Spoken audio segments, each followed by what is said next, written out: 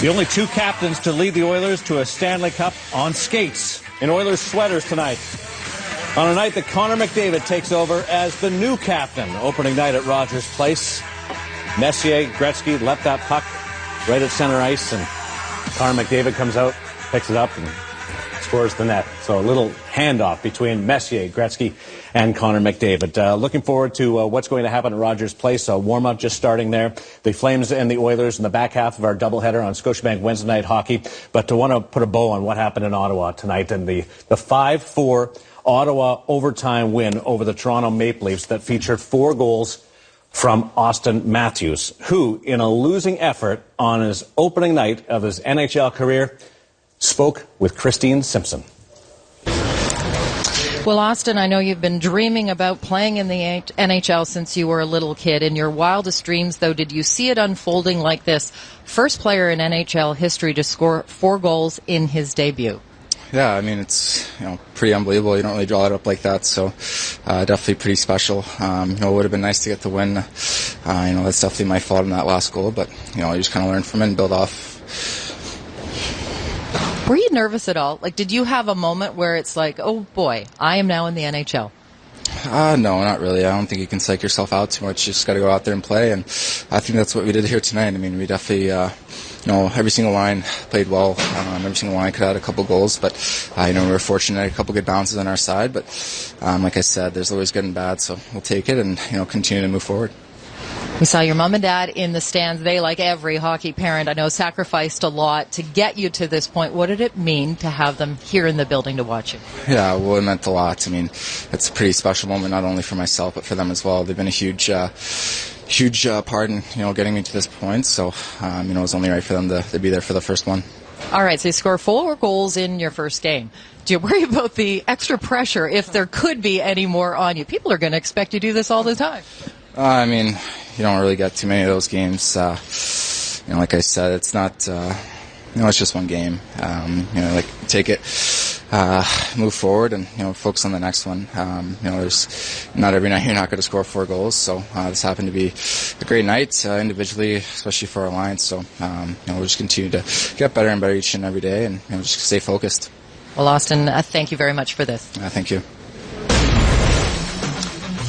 If you're wondering where this ranks in NHL history, that's the modern-day record, 4 goals by a player in his first NHL game. But Joe Malone and Harry Hyland back in 1917, it was a special year, they both scored 5 goals, but that was before the forward pass. And the best part about this, or the most intriguing one, Joe Malone did it against the Ottawa Senators. 99 years later, Austin Matthews comes out and scores 4 goals in his debut. How do you get 5 without a forward pass? That's almost impossible. You're the coach.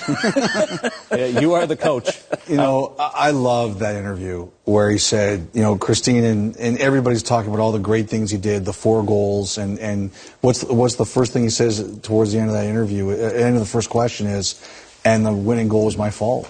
And I think that it shows you why he was the first pick. I think if you want to be great, you have to understand yourself, what the things you did right and the things that you did wrong.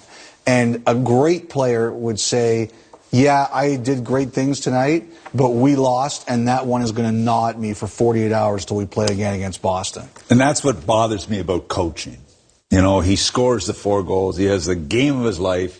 And I guarantee you the coaches will be talking about that one that he caused. But he did have a great back check on a power play. Yeah, earlier on a breakaway. On a breakaway, he stopped one. It was a special performance by a special kid, as you talked about. Frustrating that you have a teammate that scores 4 goals in his rookie game, in his first game, and you can't win the game. And you've got to say, where were some of the vets tonight? And again, you've got to have they were watching like they were watching. They were mesmerized by him. There's no doubt about that. And then you've got to say, Freddie Anderson, big signing, $5 million goalie. Not a great performance from him tonight.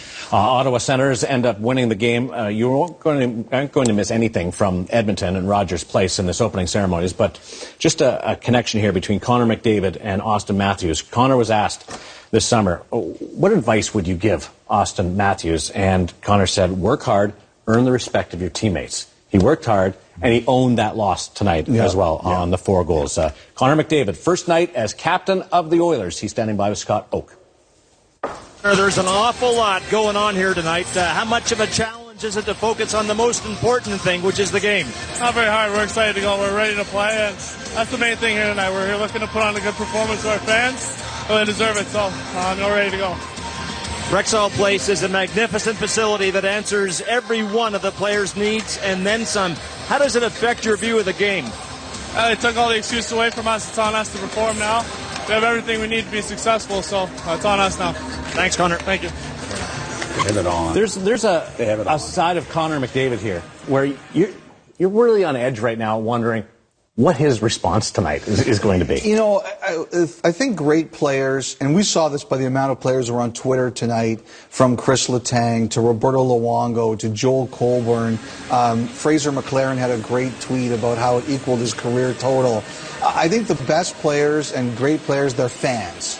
They love the game as much as anyone else. They keep an eye on what happens. A guy like Sidney Crosby would be watching games tonight to see what's happening. I wonder, was he watching this? You know, probably, what did he think? You know, what kind of pride is there to say, okay, this rookie had a big game tonight. Now the second game is my show. I wonder about stuff like that. I don't think so. Like, he's so focused. He's so dialed in. 22 years in coaching and management in the NHL, never had a player score 4 goals in one game. So for the players, even the stars who are watching, they have so much appreciation for how tough it is to score 4 goals in an NHL game. It's an amazing feat. So any hockey player that played in the NHL or in the minors watching tonight is marveling at this kid, to be quite honest. Oh, he marveled at Connor McDavid in his rookie year, came back from the injury. He was Rookie of the Month the final 3 months of the season, so he finished strong. And tonight gets a new line mate in Milan Lucic, first NHL game, regular season with Milan Lucic, the star free agent signing, and Jordan Eberle on the other side. Yeah, I'm intrigued by this line. I mean, obviously, Lucic was brought in to be the guy, to be the protector, but also because he's a real good player. He's a little slow of foot, but he doesn't lose a lot of foot races in games because he punishes people and people are a little bit nervous of him. I'm anxious to see. I think he plays really well, and Eberle is a great playmaker. This line has a chance to be one of the most dangerous lines in all the NHL for me, as long as Lucic can keep up. And I think he will. Wasn't sure whether the Calgary Flames would have their go-to lineup, their A lineup in place, but Johnny Gaudreau inked that new contract in Canadian Thanksgiving Day. Brad Treliving getting the job done today. Said that it was a clunky training camp for his group because new coach and World Cup and not having Johnny in camp, but he's there tonight and he's with Scott.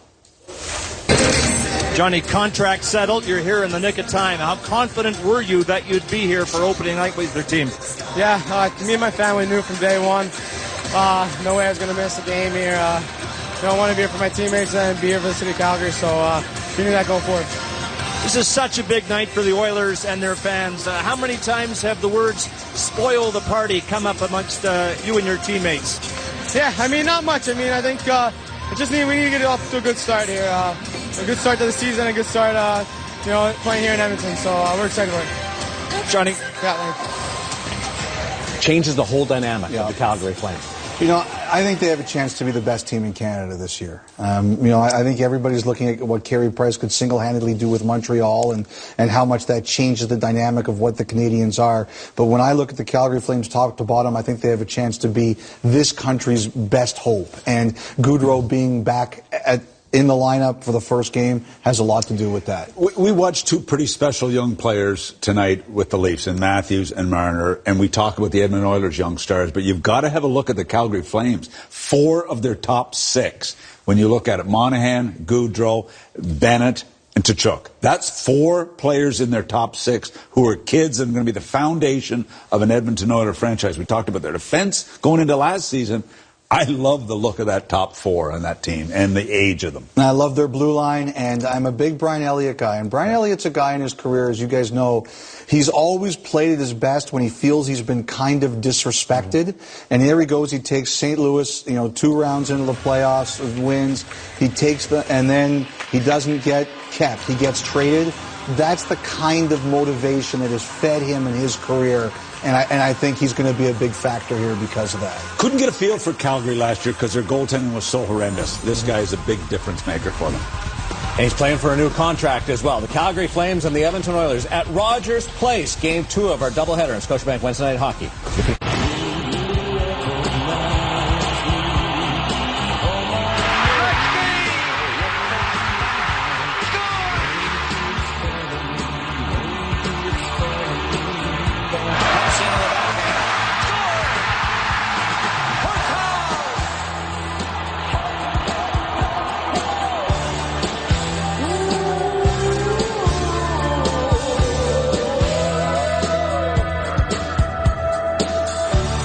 This is going to be an incredible building.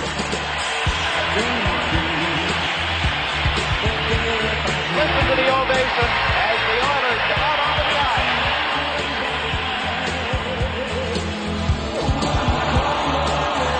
Connor McDavid does! And to all of you, coast to coast, we bid you a good evening, everybody. I'm Bob. The Northland Coliseum is going to be a noisy building. Folks, there's a new punch on the block. The Edmonton Oilers. Connor McDavid. Remember that name. And McDavid on the move. Look at him go. Wait out in front, it comes. The Draisaitl. Everly upstairs scores. McDavid. Oh, what a move, what a goal. Connor McDavid. This will be undoubtedly the finest sports complex in the world.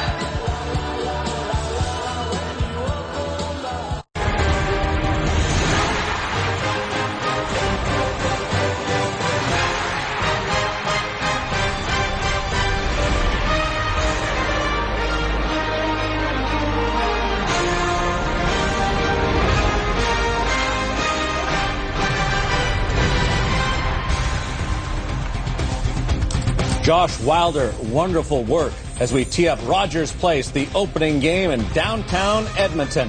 The Oilers and the Calgary Flames, there's no better way to start this building.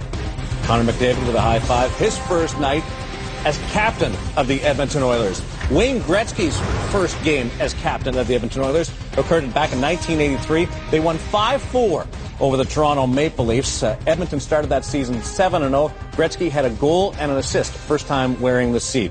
A lot to get to tonight in Edmonton, a special evening. Let's get you there to our panel. David Ambers, joined by Kevin Lowe, scored the first NHL goal for the Oilers, along with Mark Spector and Louis DeBrusk. David? Yeah, thanks so much. You hit it on the head there, Darren. It is a special night here in Edmonton. The vice chair of the Oilers Entertainment Group, Kevin Lowe, a huge part of this. Congratulations. The facility is absolutely beautiful. You put a lot of energy into this project and making it happen. Kevin, what are you most proud of now that it's complete? Just proud for the city of Edmonton. This building is something more than just for the Oilers. It's really the start of a new generation for the city of Edmonton. Our downtown needed it so desperately, and that's what I'm most proud of. Obviously, the Oilers are going to benefit from it, playing in a great facility, but this is really great for the city of Edmonton. Kevin, let's talk hockey in your roster. There are only 8 players in tonight's Oilers roster that played in the season opener last year in St. Louis. Pete Chiarelli's starting to put a stamp on this team. You're a long-time old hockey man. What do you like the best about the work Peter Chiarelli's done here? Well, Peter's addressed a lot of our needs, I guess. That was, I think people felt was we're lacking our organization. So he's done that.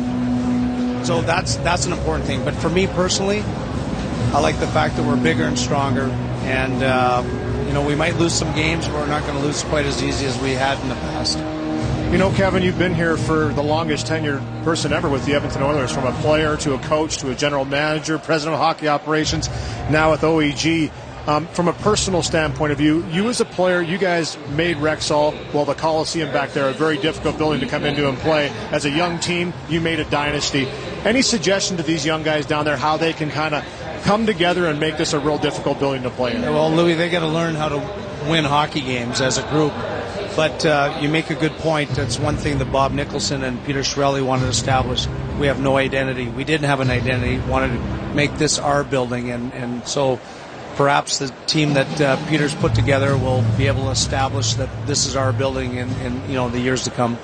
Kevin, you were the first ever draft choice of the Oilers, so leave it to you to help put your stamp on this new building. Does part of you wish you were still a young guy out there playing, knowing the amenities and the beauty of this place? Well, they've got a great facility. They've got a great dressing room, and that's just where the game's going. The NHL game is the greatest sport in the world, and we're fortunate in Canada to have some great franchises, and we're just looking for we're looking for a little more fun here than we've had in recent years, but I think that we're heading there. You are the one guy that has stayed here in Edmonton from that old team. All the old great Oilers have gone on with their lives to go to different places, and you stayed. And you've been in and on this building since the very start. It must be special for you to look out over this thing and see where it's at.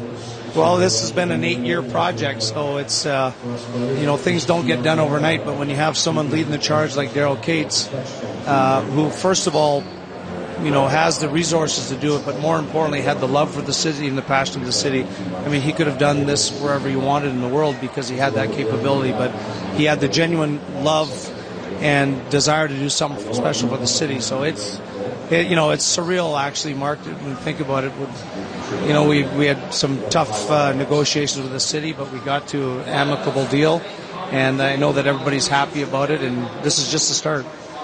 Well, Kevin Lowe's a 6-time Stanley Cup winner. I know you were dying to get some more banners up here in the newly minted Rogers Place Arena. Congratulations on all the work, and now the real work begins. It's the Flames and the Oilers coming up. Thanks so much, Kevin. Thanks, David. Thanks, Kevin. Let's get it back to the studio now and Darren Millard. David, Todd McClellan went right behind the bench after he got back to Edmonton after the World Cup, and his takeaway was, one, you got to pay attention because he kind of got lost getting back to the dressing room after the period. And the other one was there's a lot of technology to help the coaches and their teaching of the players. That goes for the coaching staff and the fans themselves. With the technology side of things, let's bring in Gene Principe. It is the brand new building on the block called Rogers Place. Eye-catching on the outside and the inside. Gets it to McDavid. Puck almost got away from him, and he scored! Oh, wow! Hard to miss Connor McDavid, but in case you do, nothing will be missed on the scoreboard. It is not only the biggest of its kind, but also the best quality full HD scoreboard in the NHL and NBA.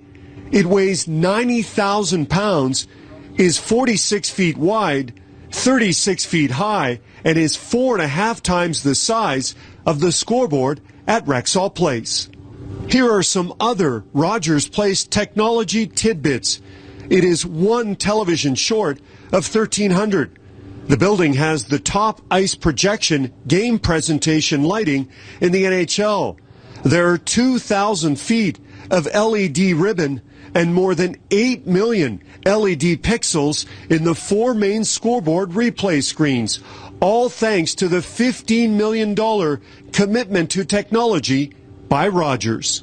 This is state-of-the-art technology. It is the most technologically equipped stadium in North America, and we're very proud to have provided that for you. What's also provided is free Wi-Fi throughout the facility, thanks to the more than 400 Wi-Fi antennas that are hidden in, among other places, the railing. Anything else you need to know can be downloaded on the Rogers Place mobile app. Rogers making a commitment to their customers and to sports. The pitch. Swing and a drive, and this ball game is over. Whether it's as team owners or major event sponsors, people enter buildings all across the country with the name Rogers on it, including the one in Edmonton with the latest and greatest technology. I've been involved with some great projects and also some great sports stadiums across the world. Can I tell you something with all sincerity? This is the best I have seen. I couldn't have said it better myself, boss. Gene Principe, Sportsnet, Edmonton. All right, Gene, thank you. The best part about this, David, I sent it back to you, is an email came out today around our office and listed all the Rogers buildings and said, remember, this one's Rogers Place. Just what you need is all those different names running through your head. Send it back to you. Don't put those thoughts in my head, because there's a lot of different Rogers properties, but this is the newest one in Rogers Place. We welcomed out a 6-time Stanley Cup winner in Kevin Lowe. We welcome in another 6-time Stanley Cup winner in Glenn Anderson. All the luminaries are coming out. What's your first impression of this facility, Glenn? The atmosphere is incredible right now. The building itself is fantastic, and everything is incredibly new, and so are the Oilers, and so are the Calgary Flames. So looking forward towards tonight's game. No team used home ice advantage better than the Oiler team that you played on. Can this building do the same for Connor McDavid's team? Well, we had an all-star team, so it was like they're starting off pretty good, but with the management it reminds me of Hockey Canada back in the day. So basically, the way Hockey Canada's upper management here with the Edmonton Oilers, there's nothing but good things down the road. You know, Glenn, you were a player that the way you played that robust style of drive to the net, take the goalie out, the defenseman, everybody in between. The fans just love to watch you play. This building was not just built for the hockey players and the team, it was built for the fans of Edmonton. Talk a little bit about your time here and how important this building is to the fans that have stuck by this team through the years. Well, we're part of the community. In Canada, in Edmonton, and being part of this community in this town, it's a city of champions, in my opinion. And winning 5 cups in 7 years is a phenomenal feat. And, winning the 1 cup without Kretz was very special. And then again in New York, with 7 of the previous Oilers on that team, once an Oiler, always an Oiler, as Kevin Lowe says, and it's very special being part of this community. Glenn, what are the players going through right now? Because there's got to be absolute excitement, but maybe also some nervousness knowing how special an evening this is. Well, we get to test anytime we played against Calgary, you were nervous thinking about it. It's like any other team. If you're going to go play Philadelphia back in the 70s, you were always thinking about playing against Calgary because you knew it was going to be just more than just the Battle of Alberta. You're kind of fighting for your own life. How important was and is the battle? How important is that Calgary-Edmonton rivalry to this franchise? I think it makes it, and I just hope that both these teams can come back, make the playoffs, and make it exciting again for Canada. And, I was very disappointed that a lot of teams are not playing up to their potential as Canadians and in the NHL. And I just hope they bring back the battle and they can go at it as hard as they can. Well, there's no shortage of optimism surrounding both the Flames and the Oilers moving through to this season. Glenn Anderson, a Hall of Famer. Thanks so much. Who's going to score the first goal? Yeah. Who's going to score the first goal? I'm going to go out on a limb and say 97. I hear he's pretty good. You're going to go McDavid. Yeah, take the hard one, right? We'll make it unanimous. So we'll see if 97 can do it. He's got a hard act to follow after what Austin Matthews did tonight in Ottawa. Thanks so much, Glenn. We'll get you back out now to the Sportsnet studios and Darren Millard. Darren? Thank you. Back at Hockey Central with Elliot Friedman and Doug McLean. Connor McDavid skates for the first time as the captain in an NHL regular season game tonight. That's got to be on his mind, along with playing in this new building. I think that all of this stuff will be extraneous to him once the puck drops. I think we saw at the World Cup the way he led Team North America. If any of us had any doubt about his ability to handle a captaincy, I think it ended there. He was so mature and so calm in leading that team, and all of us were so disappointed they didn't get to play more games. I think there's a big difference now between being 19, 20, 21 years old and when we were 19, 20, 21 years old. I think people are more worldly now. The internet, social media exposes you to a lot more things. And I think if you prepare yourself properly to become a pro athlete, even though you're still young, you have the opportunity to be mature beyond your years. And he is clearly that person. He doesn't strike me as a person who will buckle underneath the weight of the letter like some even other older players have. I almost get the feeling that it's going to make him a better player. Yeah, I think it was the only decision the Oilers had to make. Anybody else, he would have been the captain in waiting. From game one, when he stepped on the ice with the Edmonton Oilers, you knew what he was going to be and what he's become. I think he's ready for it. I think, as you mentioned, the Team North American experience was a positive for him. But I think he's ready. He's been groomed for this since he was a bantam. He's been a leader on every team he's been. I don't think it affects him any which way. And I think he's got so much respect in that dressing room and so much respect in the league. Both of us picked him to win the Art Ross this year. I mean, come on. The guy is ready to take another major step. Great move. We have a second part of our two-part interview with Daryl Cates coming up in the second intermission of the Edmonton Oilers and the Calgary Flames. John Shannon did that interview. John Shannon standing by on the panel. No, John's moved out. Paul Coffey taking his spot. Louis DeBrusque and Mark Spector along. You got a lot happening there, David. It was a one-for-one. It was a one-for-one deal, Darren. It's a one-for-one deal. We got the Hall of Famer in here now in Paul Coffey. Paul, I asked the same thing of Kevin Lowe, of Glenn Anderson. When you look at this facility and what it's doing to the city, what does that mean to you? Well, it's great. I mean, for us guys that somewhat played here in the early 80s and maybe paved the way, we're very proud of it. I think that, we're so happy for the owner. We just hope the team can compete on the ice. I mean, Daryl's built it. Daryl's built the team and brought out some good placements to do it. We're happy it'll be good. Paul, Kevin was in here a minute ago, and he said that this team needs to learn how to win games.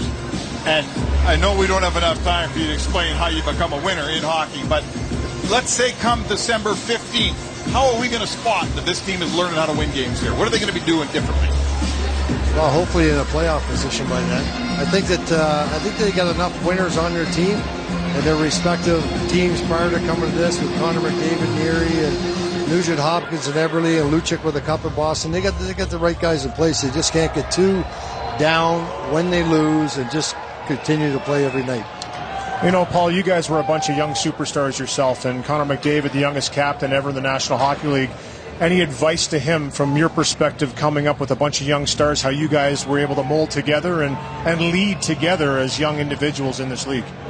Well, for me personally, my thoughts on that is, because I had a chance to see Wayne play and grow up and be that kind of leader, you can't be a leader off the ice unless you are on the ice. I think Connor just takes care of his job on the ice. He's got a nice supporting staff. They've done a great job. They've insulated him. We got Lucic, I mentioned earlier, leader in his own right. Connor just does it on the ice. The rest of the stuff will take care of itself. Paul, you are known as one of the greatest skaters we've seen. Connor McDavid's gaining that reputation as one of the great all-time skaters already. Any part of you wish you kind of had a chance to skate alongside 97? Would have been nice with him, not against him. Yeah. But definitely with him. Yeah, it would have been fun. I mean, he does everything at high speed, which is the way I like to play, and I like to move the puck on high speed. It would have been incredible. You've got the Heritage Classic in Winnipeg coming up later in October. You'll play in that game. Will they pair you up with Charlie Huddy? I hope so. I'm dying to just throw it in Charlie's feet to see if he's still got it. Have you been on the skates much? Are you ready to go? Yeah, I'm ready. I heard a few of the guys talking about it, trying to get out there as much as possible. No, we're ready to go. You're ready to go? Yeah, it'll be great. Paul, what's it like when you see Retz and you see Messier out on the ice and still getting the ovation, still sort of brings that energy to this building? What does that mean to you, knowing you were part of that as well? Well, that's incredible. I mean, those two guys are, for me personally, two of the most respected guys that I respect. Great guys, and on the ice tonight, and see the fans bring it back. But you know what? The fans, truthfully, it's nice with Wayne, it's nice with Mark, it's nice with our regime, but they want it now. I mean, it's time for this team to turn it up, which they will. And you've watched it for the past 10 or 15 years. I know you and I have spoken on and off, and you've wanted to see this team win. Do you see, between what they've done in defense, they got a goaltender in Cam Talbot a little bit, of course, Connor McDavid up front. Do you see the elements of a team that's there? Do you see the elements of a team that can make the playoffs and do it now? Well, I like their goaltending. I like the two moves they made on defense. I like that Chiarelli is not afraid to make those moves, because you have to. Something had to be done. Unfortunately, with Yakupov and Taylor Hall, those two guys had to pay for it, but they're making the right moves, and it's their team now, and they've proven, Chiarelli's team, they're not afraid to make more deals if they have to, and that's what you want. It's going to be a fun night. Paul Coffey, enjoy the night. Jim Hughes and Craig Simpson, they have the call. I can tell you our ringside host tonight is Scott Oak. Here he is to set the scene. Scott. All right, David, I'm pleased to say I'm in the Sportsnet Club. It's one of the many nice features of this spectacular facility. It's 2 levels. The view from here is magnificent. The celebration of this building is already nicely underway. The handoff from Gretzky and Messier to McDavid was special. Had a word with Wayne Gretzky before he took to the ice, and he said he'd never been as nervous in his life over taking a single lap on skates, and if he fell down, he wasn't getting up. And on the topic of Auston Matthews scoring 4 tonight, Gretzky said, well, there goes my 50 in 39. More ceremony to come before the opening face-off tonight. Now let's hear from PA announcer Scott Bourgeois. Dustin Schwartz. Skating coach, David Peltier. Video coach, Jeremy Kupal. Along with the rest of your Edmonton Oilers coaching, training, and equipment staff.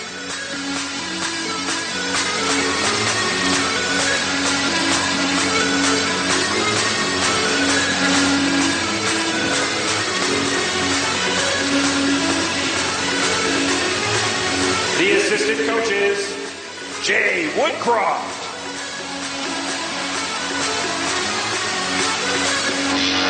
Jim Johnson.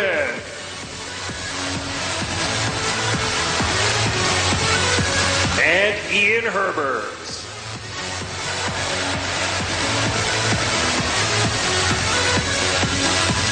And the head coach of your 2016-17 Edmonton Oilers, Todd McClellan.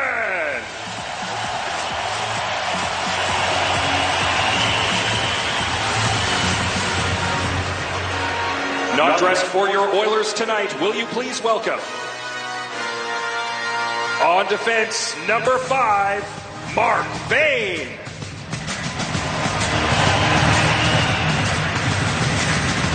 At left wing, number 23, Matt Hendricks.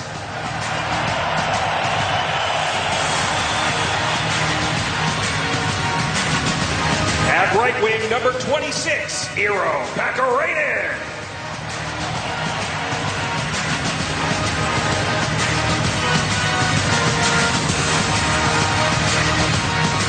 At center, number 36, Drake Caggiula.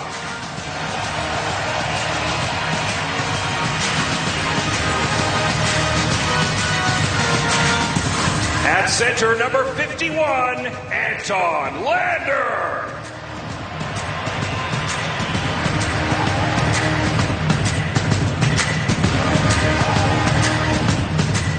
On defense, number 83, Matthew Benning.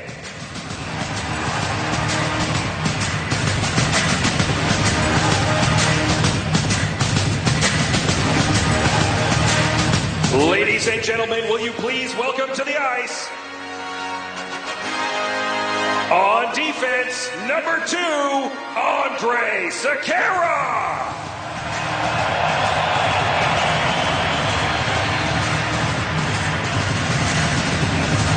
On defense, number 4, Chris Russell.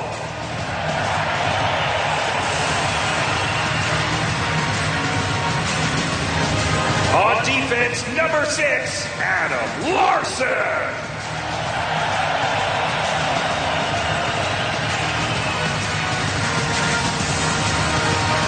At right wing, number 15, Tyler Pitlick.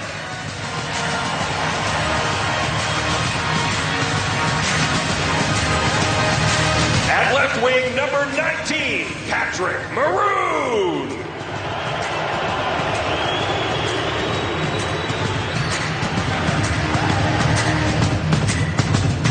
On defense, number 25, Darnell Nurse.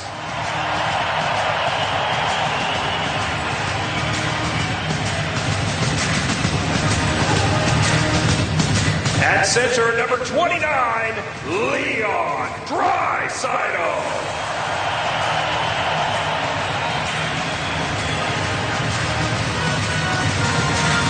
In goal, number 33, Cam Talbot.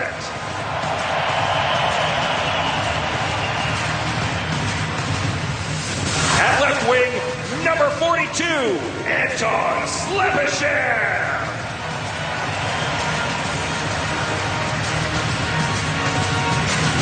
At right wing, number 44, Zach Cassian.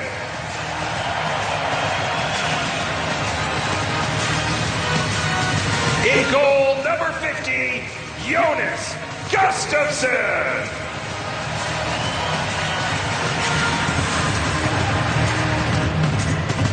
At center, number 55, Mark Letestu.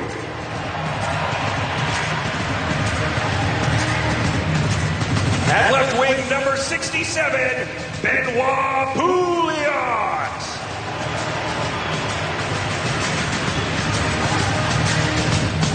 On defense, number 77, Oscar Klefbom.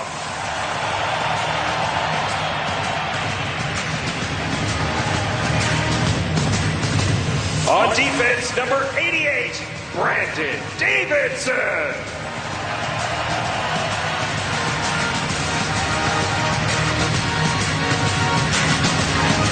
At right wing, number 98, Jesse Puljujarvi.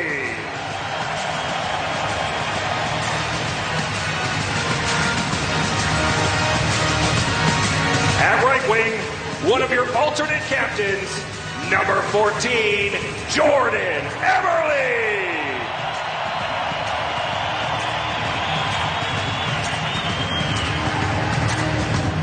At left wing, one of your alternate captains, number 27, Milan Lucic.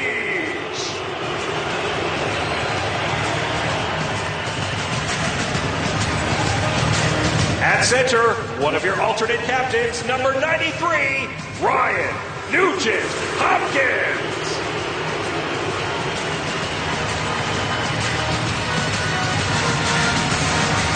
And at center, your captain, number 97, Connor McDavid.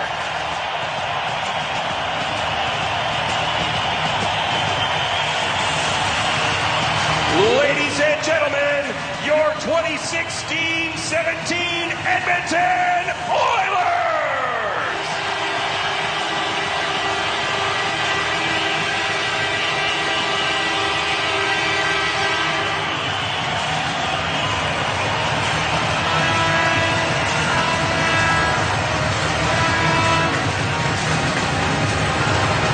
The Edmonton Oilers would also like to welcome tonight's Scotiabank skater,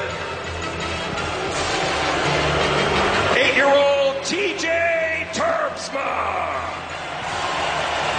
To have your hockey heroes skate with their hockey heroes, visit ScotiabankSkaters.com.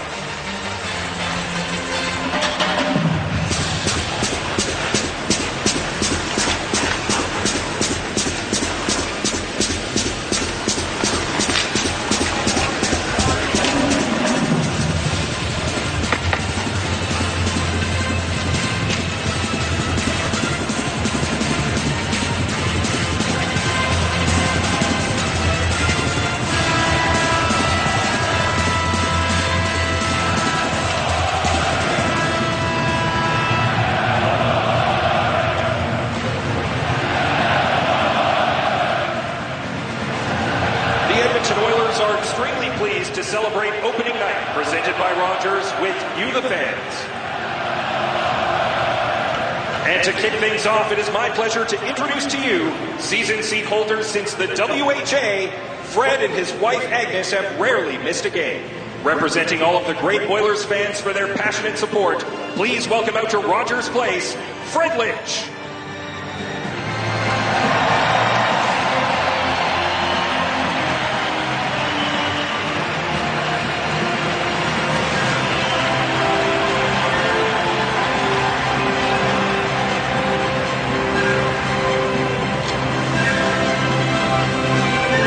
Joining Fred tonight, an individual who has become a fixture in the Oilers dressing room for over 30 years. An individual that can be seen helping members of the Oilers training staff on a daily basis from the start of training camp until the final whistle each spring.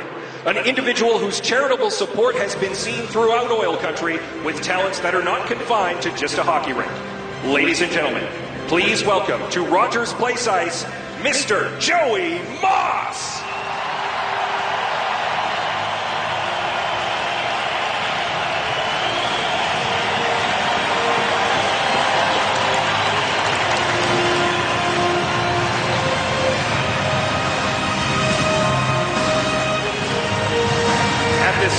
We would please ask the captain of the Calgary Flames, Mark Giordano, to join Connor McDavid with the dropping of the inaugural ceremonial puck.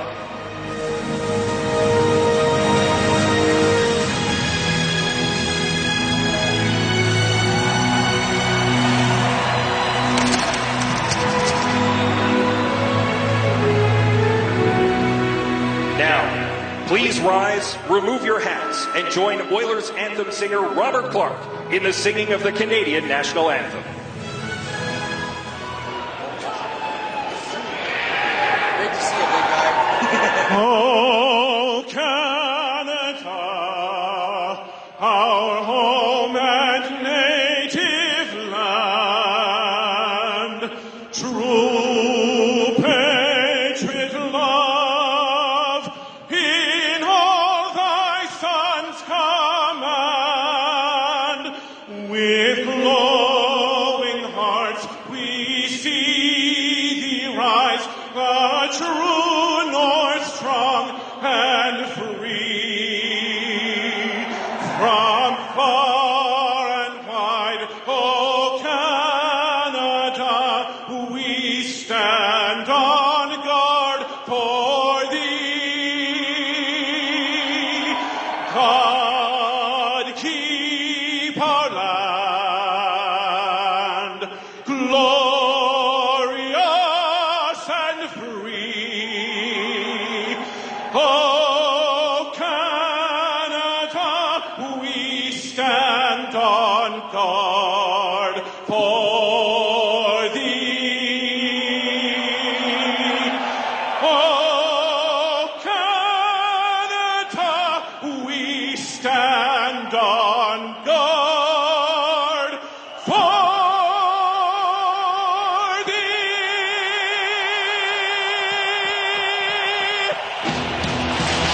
First, there was the old Edmonton Stock Pavilion. It became the Gardens. Then there was Northlands, and it became Rexall.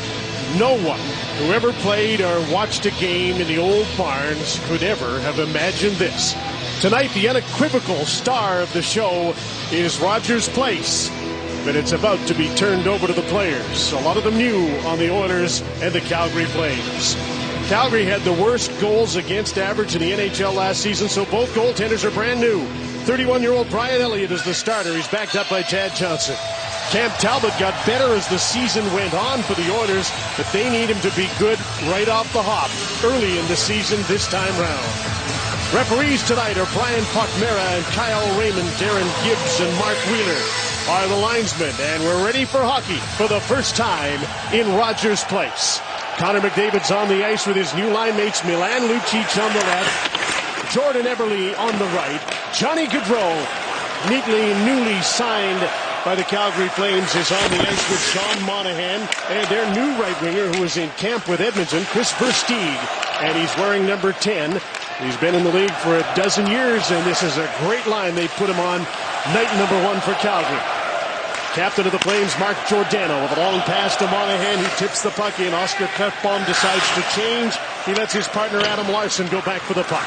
Stretch pass to center. Slepyshev couldn't knock it down. The puck bounced on him, and there's an icing call against Edmonton. Well, you mentioned all the emotion, and I think for the Calgary Flames coming up to this new building, the excitement of having Johnny Gaudreau back in the lineup with the new deal is going to give them energy. And we saw Mark Messier and Wayne Gretzky skating around the rink, and I think the natural passing of the torch is the new captain, Connor McDavid. No question who the star is here, and what an opportunity to build his own legacy in this amazing new building. Lots of new things tonight. First game for Matthew Tkachuk, who's on the ice, another of the 18-year-olds in the game. He's number 19 for the Flames. On the forward line with Sam Bennett and Troy Brouwer. Benoit Pouliot playing with Ryan Nugent-Hopkins and Anton Slepyshev for the Oilers. TJ Brody, great skater, moves up. Tkachuk with his first shot at an NHL goal was over top. And Brouwer couldn't hold the puck in at the line. It's over and back, and there's an offside against Calgary. I think the importance here for the Edmonton Oilers is a much better defensive play. You mentioned the Calgary Flames problems, 30th in the year last year, but the Edmonton Oilers were 27th. And this is a team that needs to be a much better defensive team. And Jim, I think Cam Talbot in goal for the Oilers has got to be a guy who gets off to a great start. It was not a good October, November for him last year, and he's going to have to be much more solid in the Oiler net. By the end of November, these teams were 13th and 14th in the Western Conference. That can't happen again because you can't catch up when you get that far behind in the NHL.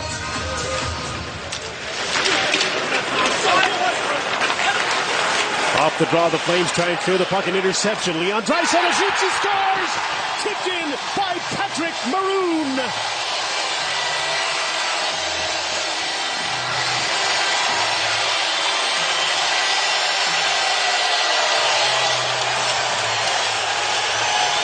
That's one way to bring them to their feet. 1:10 in, a fight for the loose puck and the draw that the Calgary Flames win. But Grossman with a dangerous pass up the middle and right off the leg of Patrick Maroon. What a time he's had since coming over from Anaheim here in Edmonton last year off his left leg. And for Brian Elliott, what a tough start. A very difficult first shot of the game as it changes direction right in front of him. Maroon from Draisaitl and the third member of that forward line, Jesse Puljujärvi, another newcomer in his first National Hockey League game. The first pick in the draft in 2016. The young Finn has chosen number 98 and is playing in his first game on a line that has given Edmonton a 1-0 lead. So Maroon at 1:10 of the first period has the first goal in Rogers Place. And the place is so excited you can't hear what's going on the ice. There was a whistle there for an offside call. Well, Maroon just finds himself in front and does a good job of trying to be a screen. I don't think he was even trying to tip it necessarily. There's the read in the middle of the ice, a quick turnaround. And for Brian Elliott, you could see he saw that right into him. He looks up skyward, can't believe it. And what a moment for Maroon. Go down in history as the first Oiler goal scorer in this building.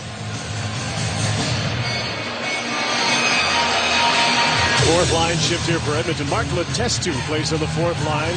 Zach Kassian's out there at fourth line, out for Calgary as well, centered by Matt Stajan. Tyler Pitlick is the third member of the Edmonton forward line. Lance Boma on the wing. Matt Stajan.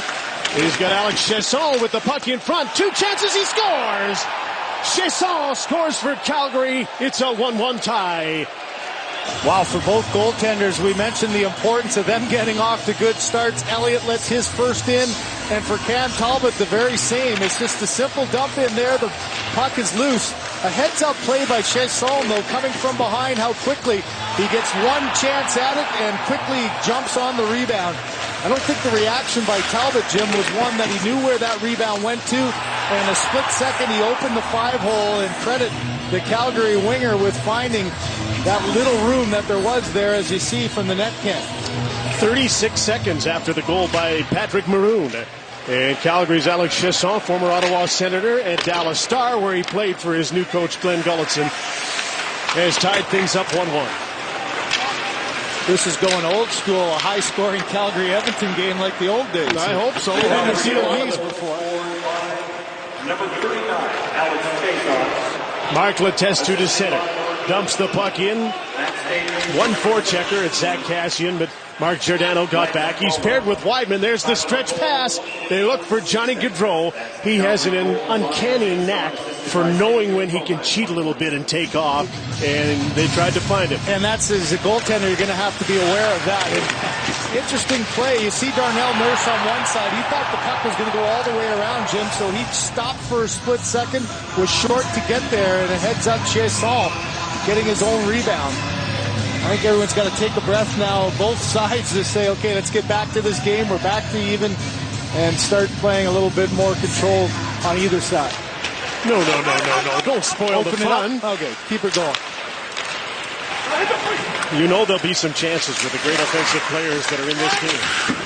And because a lot of them are very young, they'll give up some chances. Jordan Eberle carries the puck. Driving the middle is Oscar Klefbom. Glad to have him back in the lineup. Milan Lucic came together with Derek Englund.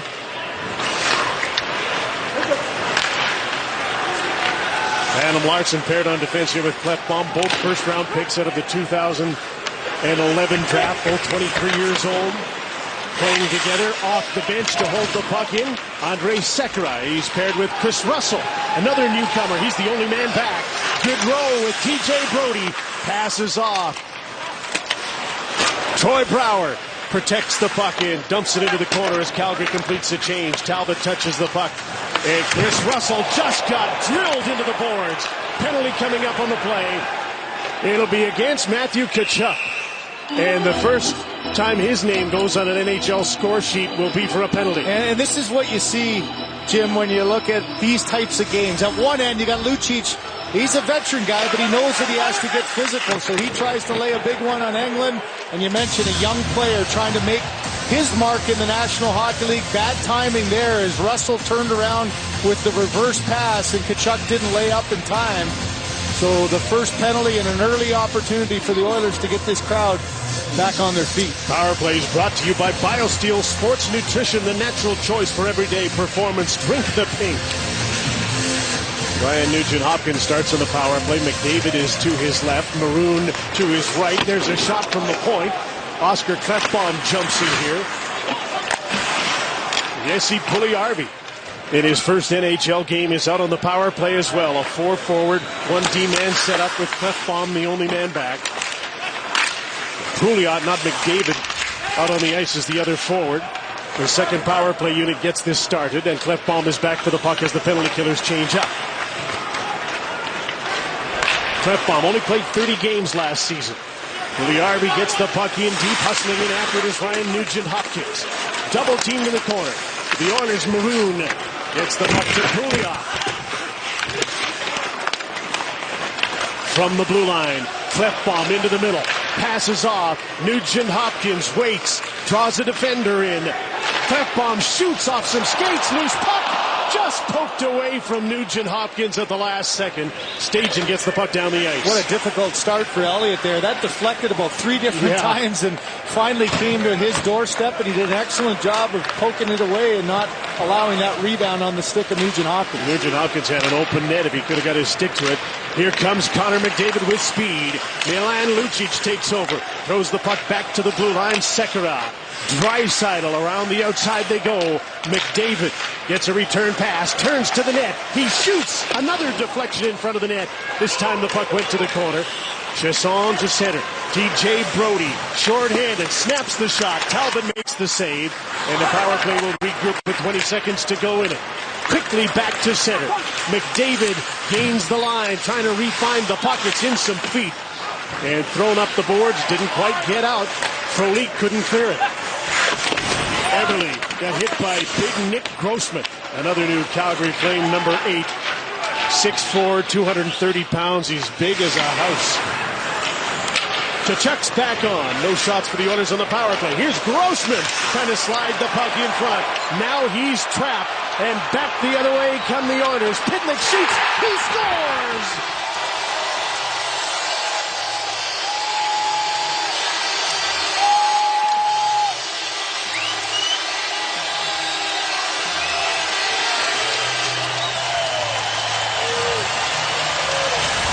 Another turnover. Tyler Pitlick takes advantage, and it's 2 on Edmonton. And this is almost a bad read by Larson. He gets caught flat-footed, allows his man to go through, but what a play by Russell breaking it up. Quick transition game, and sometimes simpler is better. This is a simple play where you're looking for pass all the way, and instead of making the pass, the quick release gets under the arm of Elliott. For Elliott, a disappointing start. This one goes right underneath. He overplayed it to the outside, and it found room underneath the elbow. Tyler Pitlick's been a 5-year pro, and just about every time he gets close to being a regular, he's been hurt. And he's in this opening night lineup, gets a goal. Don't you think it's because of injury that he's in as well, and taking advantage of it? That's what you need. You get your chance, and you got to make something happen with it. I like the fact he didn't try to overplay it there and force a pass through. McDavid with a shot. And another block, a sliding block for Dennis Weidman, who's slow to get back up. That's the Oilers' goal by There's Chris Russell, steps to center and dumps the puck in. His first game since 2013 against his old teammates from Calgary. Hasn't played them since he was traded to Dallas last year. McDavid lost the puck. Head-to-head, the top lines. Here's Johnny Gaudreau into the middle. Englund with a shot, and Talbot makes the save. End-to-end action, little bit of a nervous start, and a 2-1 lead. The Edmonton Oilers. Maroon got the first goal in Rogers Place. Chasson tied it up. Pitlick has the Oilers in the lead. NHL, NFL, and Major League Baseball rooms. No details spared, Jim. There will be members of the alumni who may stay here tonight because they won't be able to find their way out. Can't find their way out at all. It really is quite an amazing accomplishment and puts Edmonton on the map. The seats, okay, the executive suites are just amazing. Great viewpoints all around. This scoreboard, Jim, is one that I think people are just find themselves almost staring up at that more than even the game. But it won't become iconic until the players in it become the stars instead of the building. That's the key. I think the time has to come for this club to get into the playoffs and be competitive every night, and I think the fans will love being in this building. And here's the guy to do it. Connor McDavid, young Oiler captain, and after the puck, Milan Lucic loves playing on his line. They've been together throughout training camp. Jordan Eberle is the right winger, but the puck comes to center. They're trying to spring Goodrow again.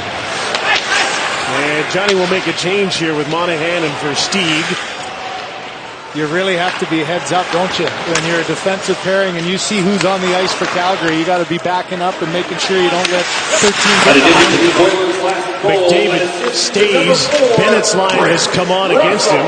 Clefbaum couldn't hold the line. Here's a chance again for the Flames to get going. Sam Bennett for Brouwer. McDavid at the end of a shift got back and turned the puck back in the Oilers' favor. Here's Maroon trying to get to the front of the net for Puljujarvi. And a pass didn't get through. Matthew Tkachuk back through to center. Troy Brouwer with Bennett. Bennett trying to stick handle his way onto the attack. Instead, the puck comes back the other way. Darnell Nurse joins the rush, and his shot is deflected up high and goes out of play. You know, so much made about the new contract for Johnny Gaudreau. What a year he had last year with 30 goals, a career high, but this is what you have to be aware of. He's playing a defensive mode. As soon as he sees his team get an opportunity to get control of the puck, he's gone. And that'll be the challenge for the defense of the Edmonton Oilers, is to know when he's on the ice. And so many times great players like that get lost and get behind you. You start thinking offense and you forget about the guy behind you. And as his coach said today, it's not cheating if he gets away with it. Absolutely, you can do it. Right off a draw, Slepyshev with a shot. Again, a deflection in front. Didn't get through. And Jim, who needs training camp, right? I mean, when you had the World Cup and he got to play the 3 games there, he's in shape, he's ready to go. And I think so many players would love that opportunity. Just get back and get playing for real. And for about $5 million more than he played for last year. Yeah.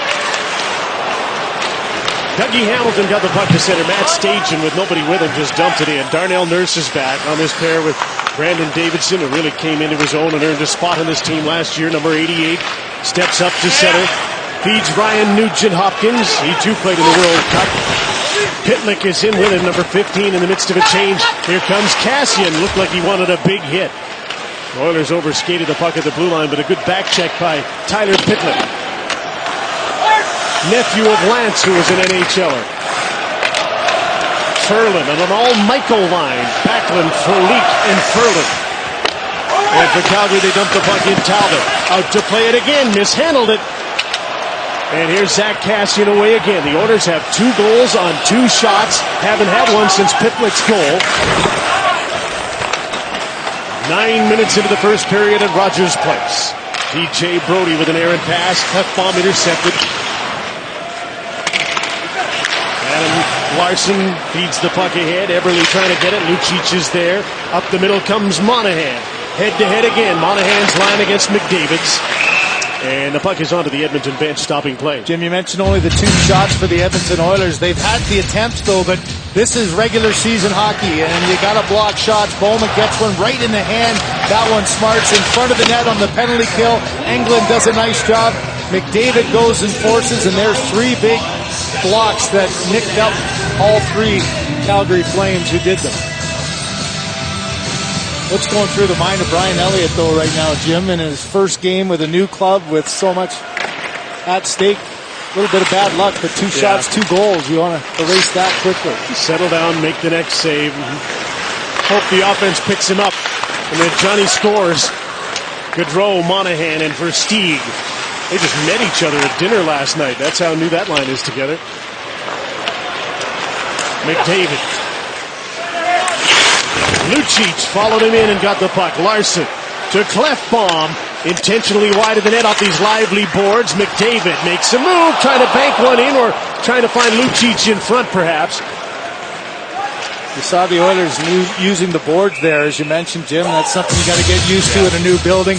Mentioned the goaltending for the Calgary Flames. That's going to be the key as they try to settle themselves in and get themselves back into the playoffs. Last year was just October, November, defensively as a team, but also in goal. They had real problems, and that's why we have a little bit more emphasis on the start for Elliott. Here's McDavid. This is what you're going to get used to, is a lot of extra checks, and you saw McDavid go down back into the Oilers dressing room. We'll keep an eye on that as Giordano finished his check.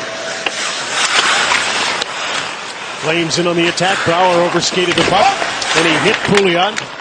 Chris Russell, Andrei Sekera, both left-handers. Russell playing the left side right now, and he just about got robbed of the puck. Now Sam Bennett's got it. Poked away by Sekera. England from the blue line. His shotter, Dougie Hamilton, make that, and a rebound is loose around the net. Sekera up the boards. Pouliot will try and get the puck out. Pass into the middle. Another turnover against this Bennett line that held the puck in. Russell to center this time. Nugent Hopkins passes off. Pouliot tried to give it back, and Nugent Hopkins wasn't ready for the puck. And the Flames have it back again. Brouwer a long pass to center. Bennett with his shoot in. Boma with the forecheck. In the midst of a line change. Davidson's trying to wrap him up. Maroon out of his own zone with some speed to center. Here's Darnell Nurse on his offside. Brody poked the puck away. Draisaitl followed up for Edmonton and held the puck in along the boards. Draisaitl also had a terrific World Cup. Had an assist on the first goal in the building here. Matt Stajan. PJ Brody up the boards. There's Michael Frolik. Just about robbed of the puck by Klefbom, who got up, and then he got hit by Boma. And the benches are at it already. Battle of Alberta's on over at the benches. Frolik forechecking, trying to win the puck. Backlund is there with it. Klefbom skates out of trouble and put the puck to center, only to have Dennis Weidman send it back the other way. 23-year-olds Larson and Klefbom. To center, Cassian with the tip in, and Elliott's out to play the puck. Along the boards, Pitlick read that, but he couldn't hold the puck in for a moment, and a good second effort helped him do that. Weidman looks around. He's got Michael Ferland over on the other side. The Oilers get the puck and keep it in. Russell in his feet took a shot, and that's a big save for Brian Elliott. Another deflection, and a third shot on goal is... We mentioned the fact that he's got to be expecting to get hit at every turn, and that's what the Flame captain does. But look at the response, a little bit of a cross-check, makes two good plays around the net, so it didn't look like it was an instant where he was injured or hurt, but you're right, he might have just lost an edge going in, and he better get used to that. As you know, a star in the National Hockey League, you're going to get extra attention, you're going to get hit every time you touch the puck if they can catch him. And a lot of times they won't be able to catch this guy. McDavid is one of the few players who can pick up speed when he gets the puck. Oilers with the last change on McDavid playing against Goodrow and Monahan. Versteeg in with a shot, hit the post! Hit the post and stayed out. And back the other way is Jordan Eberle. The shoot in for Lucic to rumble in after it, and he gets a little bit of a hit on Mark Giordano. Versteeg with a nifty pass. Monahan turned the puck over. And behind him, Giordano feeds the puck to Versteeg. Boy, Ken Talbot's just got to take a deep breath as well. It's been a nervous start for him, and that one, this Versteeg shot just somehow evaded him, and luckily off the post and out. Anton Slepyshev, number 42 for the Oilers. Nugent Hopkins and Pouliot there as well. Move it! Move! What's going? Brouwer tried to clear the puck, hit a skate. He might get a second chance. No, he's robbed of the puck. Slepyshev tried to track it in front. Brody tenaciously checked by Nugent Hopkins. All he can do is bank the puck through center. Andrei Sekera. Nugent Hopkins for Pouliot, just trying to dump the puck in, couldn't do it. Pouliot plays the puck back for a regroup so the Oilers can get a change here. Chris Russell with the outlet. Puljujarvi with the shoot in. Maroon and Draisaitl with him. Alex Chesson to Matt Stajan for Calgary, and he gets the puck in deep and goes after Darnell Nurse. This is the line that has the goal. Chesson has scored for Calgary. Leon Draisaitl. Darnell Nurse. Jumping up is Brandon Davidson. And all he could do is shoot the puck in deep. Puljujärvi in maroon. Shot from Letestu has just come off the bench, and that was blocked. And he got knocked down by Dougie Hamilton. And out to center, a shooting by Chiasson to facilitate a change. Michael Ferland after the puck, and man, did he get popped. Adam Larson. Got a big cheer from the fans here. Not sure what they were getting for Taylor Hall. They saw a little bit of it there. It's usually Michael Ferland who's the one bearing down and making that kind of hit. He took a little peek to see what the number was, so we'll keep that in mind as the game goes along. Michael Backlund dumps the puck in. Cassian's back. Clefbaum lost the puck in his feet but made a play up the boards. McDavid turned it over, then got it back. Here's a pass for Cassian. He's in alone. Deeks scores!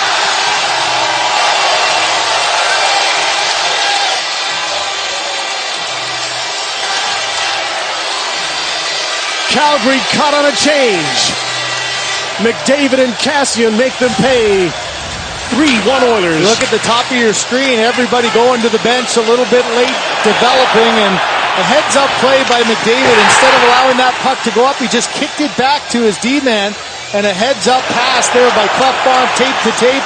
And despite a rolling puck, you could see Cassian, he just controlled it for a split second, showed a lot of patience there and curling it back around and getting it underneath. Brian Elliott, who 5 shots on goal, 3 of them have fouled in the back of the net. Here they come again, and a shot just whistled wide of the net. And now we're going to have a scrap. Don't tug on Superman's cape. Milan Lucic went after Derek Englund after he took a shot at McDavid. You got to know your role, and Lucic early on, we saw him try to be physical against Englund early.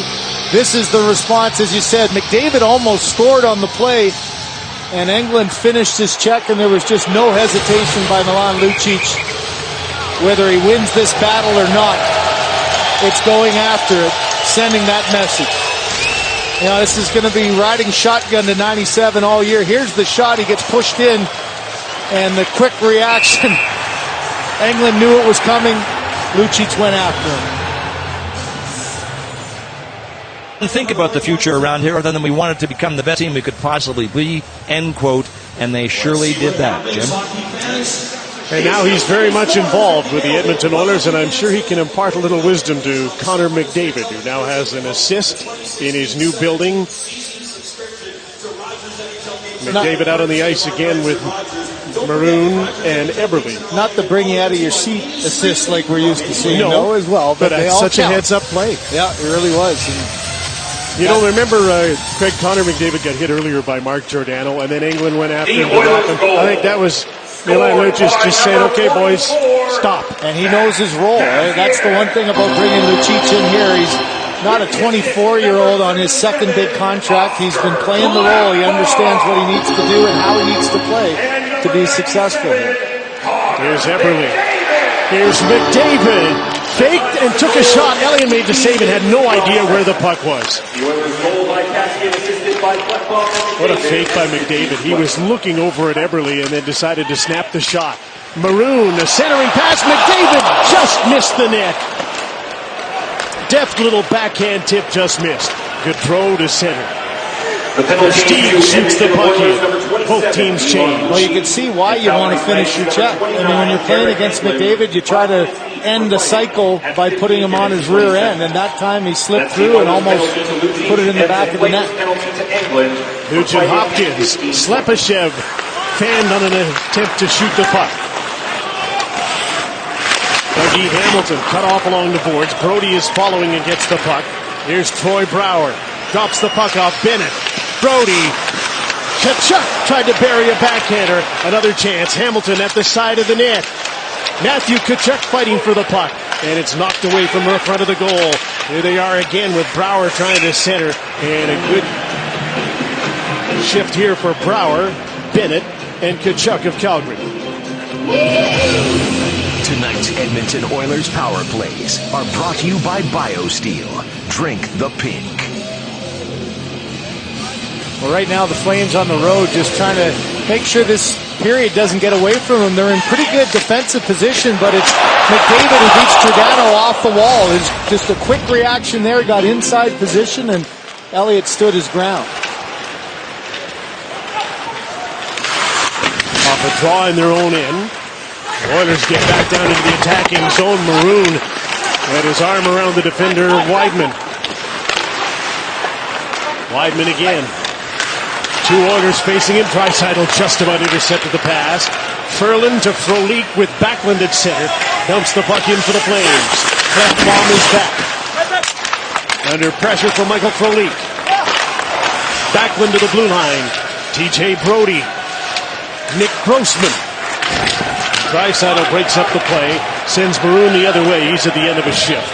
And he'll send the puck in. Puljujärvi, the only forechecker, and he stole the puck. Waits for help to arrive. Grossman to Brody. We're playing on the right side now with England in the penalty box. There's a nice play to stage him down the right side. Got Chiasson breaking for the net. From the blue line, Giordano snaps a shot. A bouncing puck didn't get through. It was blocked. From the other side, Weidman's shot.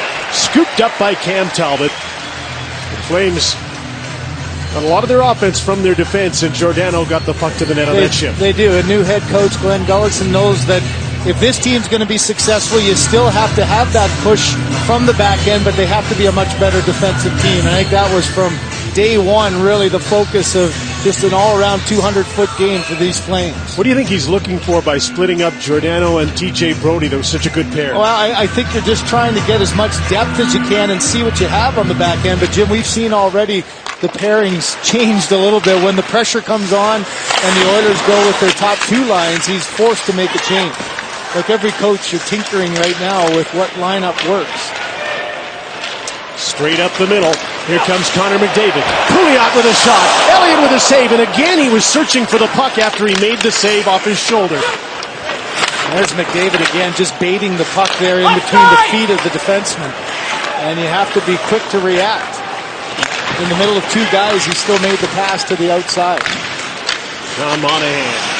Johnny Gaudreau does a loop, protects the puck against Puljujärvi, put it off the glass. There's McDavid, another good play. Now he picks up speed to center. And he's going to turn to the bench because the puck's turned over. Gaudreau trying to come back the other way, but the pass was in his feet. Puljujärvi to the net. Elliott plays the puck. Maroon to Draisaitl, a sharp-angled shot. And that's steered aside by Elliott in the last minute of the first period of the first game at Rogers Place. Puljujärvi with a steal on the boards. The centering pass is cleared away. And the Flames, Matthew Tkachuk gets to center, dumps the puck in, turns the defenseman Davidson, goes after him. Brouwer arrives, can't keep the puck in. Giordano's there with his shot. That was blocked. Slepyshev back the other way. It's a 2-on-2. Now it's a 1-on-3 because his mates are changing. Slepyshev's shot's off a stick. Pouliot played the puck to the point. Long shot is steered aside. Clefbaum took it. Nugent Hopkins ran into Giordano. Troy Brouwer with a breakout pass to Tkachuk. Just trying to get to center, shoot the puck in. Clefbaum is back. Too many men on the ice. The fans called a penalty, the referees wouldn't. And the period comes to an end. So a great start for the Edmonton Oilers in their new building. They have a 3-1 lead after the first period at Rogers Place. But what really grabs you is the fact that last year, Milan Lucic had 3 fights total. He already has 1 riding shotgun with Connor McDavid. We all kind of wondered what this was going to be. If somebody looked at McDavid the wrong way, would we see Milan Lucic fight them? And we had a situation tonight where McDavid got hit a couple of times. And people always wonder, if a guy gets a clean hit on a big player, is there going to have to be a fight over it? Giordano does a nice job defensively on McDavid there. McDavid did go to the room shortly after. There was some question of whether or not it was a skate or it was banged up. Whatever the case, he comes back. Anyway, next shift, he goes in, and this time it's Derek Englund, and Englund puts him into the boards. And here we go. Here comes Lucic. And I don't know if the Oilers are sensitive to this because he got injured last year on a rush where he came in and got shoved to the boards, or because it was the second time it happened in a period. But I think we were all kind of expecting McDavid gets hit. Here comes Lucic. Yeah, I get what's going on. 2 clean hits, frustration. Lucic will get tired of that. If he's going to do that every time there's a clean hit on McDavid, because if you're coaching against Connor McDavid, you physically have to challenge him. You physically have to try to take him out of the play. Not an easy guy to hit because of his speed, but you're going to attempt to play him physically.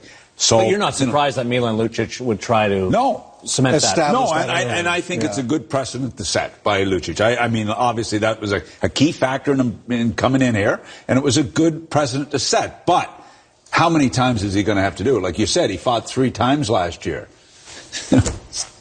That wasn't going to be a lot of fights. That wasn't what Brad Treliving had in mind when he traded for Brian Elliott.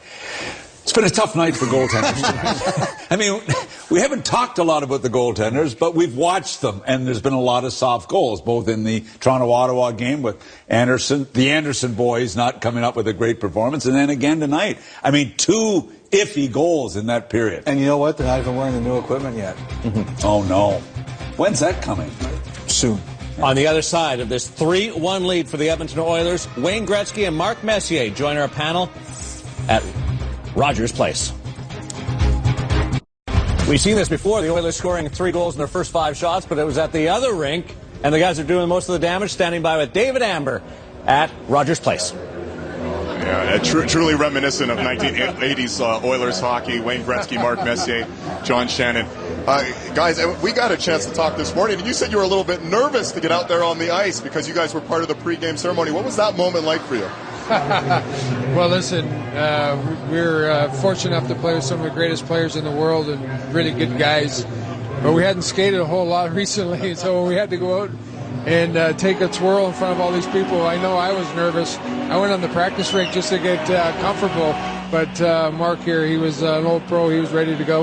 Yeah, it was great just to get out there. A little nervous with someone else's skates on. You never know how they're going to react. But we made our way through it and turned out to be a great part of the opening ceremony. Both of you have been big roles in why this franchise is where it is now.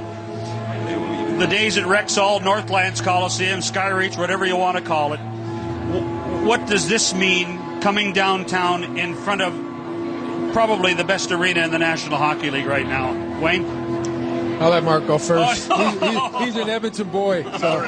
Yeah, I mean, I guess I could take it all the way back to the the WHA days and being a kid growing up and going to the games here, and then used to go to the Gardens, right? We'd still Edmonton Garden, Klondike Gardens. I mean, and then being a part of the Edmonton Oilers myself, and then seeing where the game has gone in general, and seeing what Daryl's been able to do, and along with the participation of the entire city to make something like this happen. Nobody can do this alone. We got great participation from the city and from the people, and here we are today. It seems to be amazing that we actually are here and in the building and playing a game because of all the hard work that went into getting us here. Wayne?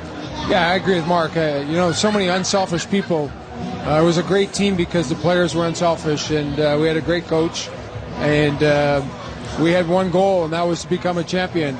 And we knew by becoming champions that a lot of good things would happen. We didn't anticipate something this beautiful and so magnificent. It really is spectacular, but people like Bob Nicholson and Kevin Lowe and Daryl have worked so hard to put this organization together, and guys like Craig McTavish and Kelly Buckberger, guys like Mark and myself who have been part of the Oiler family forever. It's just a real tribute to the city of Edmonton, and as you said, no question, the nicest building in the National Hockey League. We've had a nice chance to see, the start here of Connor McDavid's career, and we saw Austin Matthews doing some incredible stuff tonight as well for the Toronto Maple Leafs. When you guys look at the young, up-and-coming stars in this league, how different is it from when you guys were young stars in this league? Well, I think it's different in the fact that the kids seem to be more ready to play at the NHL level there than they did perhaps when we came in. There was a huge learning curve from a junior hockey player coming up to the pro, not only from a style of play and the strength and the speed of the game and the experience, but also just from the physical aspect. The kids now know how to train, so that when they're coming in here at 18 years old, it's not taking an education for them to get ready up to speed at the NHL level. They're coming in prepared to play. They know all the same training techniques. And to me, I think that's one of the biggest things that's where our game has gone to. The training methods and techniques have gone to places that we never dreamt of when we were playing. Yeah, and Mark's so right. And these kids are all so good defensively. You know, we used to come in at 18, 19, they say, don't worry about it, we'll teach them how to play defense. Austin Matthews and Connor McDavid are as good defensively as anybody in the National Hockey League. They're ready to play at this level. Like Mark, they play unselfish and they play as a team. And it's great to see a kid like that come into the National Hockey League, score 4 goals his first night. I know Mark and I were sitting down there. We were enjoying watching him play. It was really fun to watch. Dare I remind Mark he scored 1 his first year? That's what I said, 4 goals. That's a good month. Not trying to bury the lead, Wayne. Can you give a job description of what a partner and a vice chairman does for Oilers Entertainment Group? Yeah, I do interviews with you, John. Well, you're doing okay then. Thank you.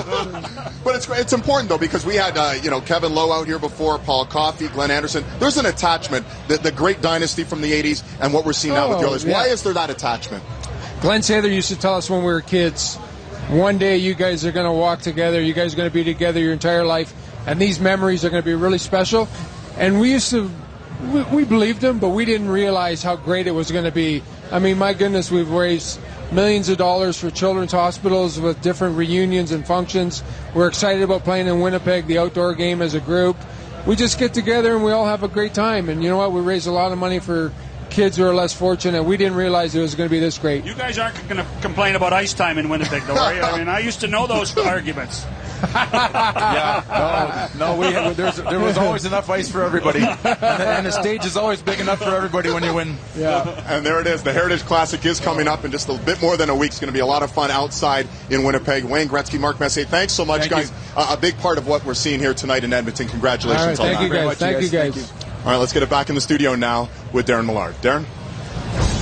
Fun conversation. 2015 first overall pick has an assist and a 3-1 lead, but he's got work to do to match a record-breaking performance by the first overall pick from this year. The Austin Matthews performance next. Heading for the second period. Prize Flames rookie Matthew Tkachuk has solid hockey bloodlines. His father, Keith, was one of the NHL's great power forwards. Matthew says his most vivid memory of his father's career, the 2009 All-Star game in Montreal when Keith was close to the end of his career.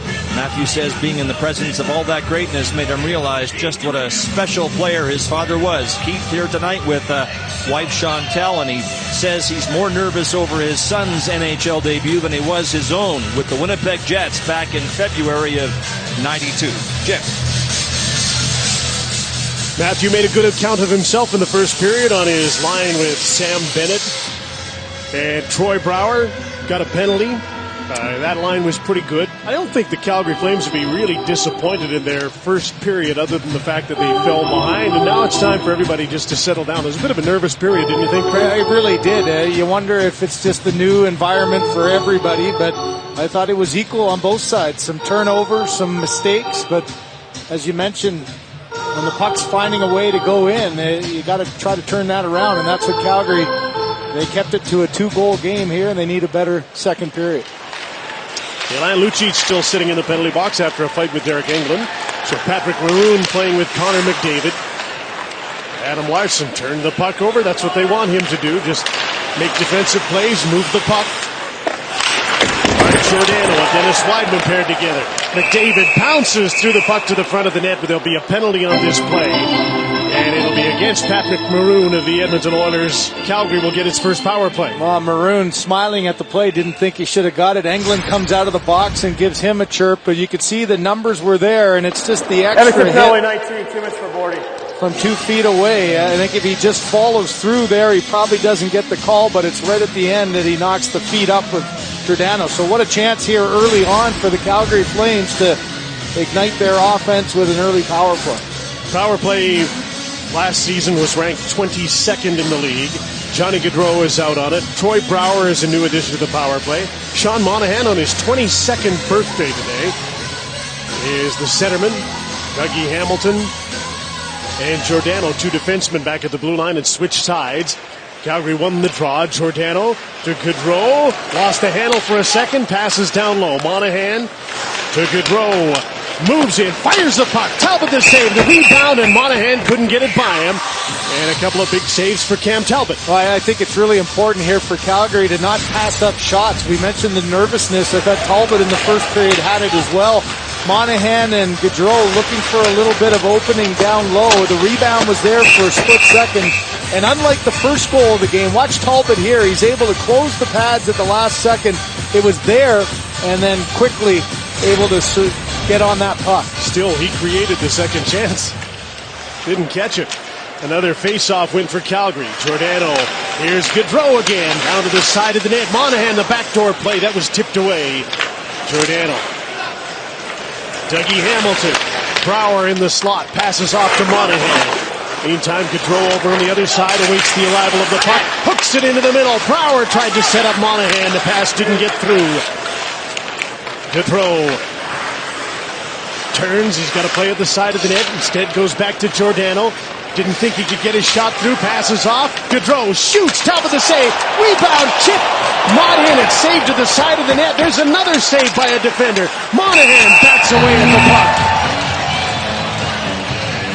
Big saves, but not necessarily by the goaltender. Brandon Davidson made the best one. And Jim, Johnny Gaudreau will be kicking himself. He's watching it on the big screen now. He's got himself a tap in if he doesn't celebrate what he thinks is a goal. He thinks this rebound is going in.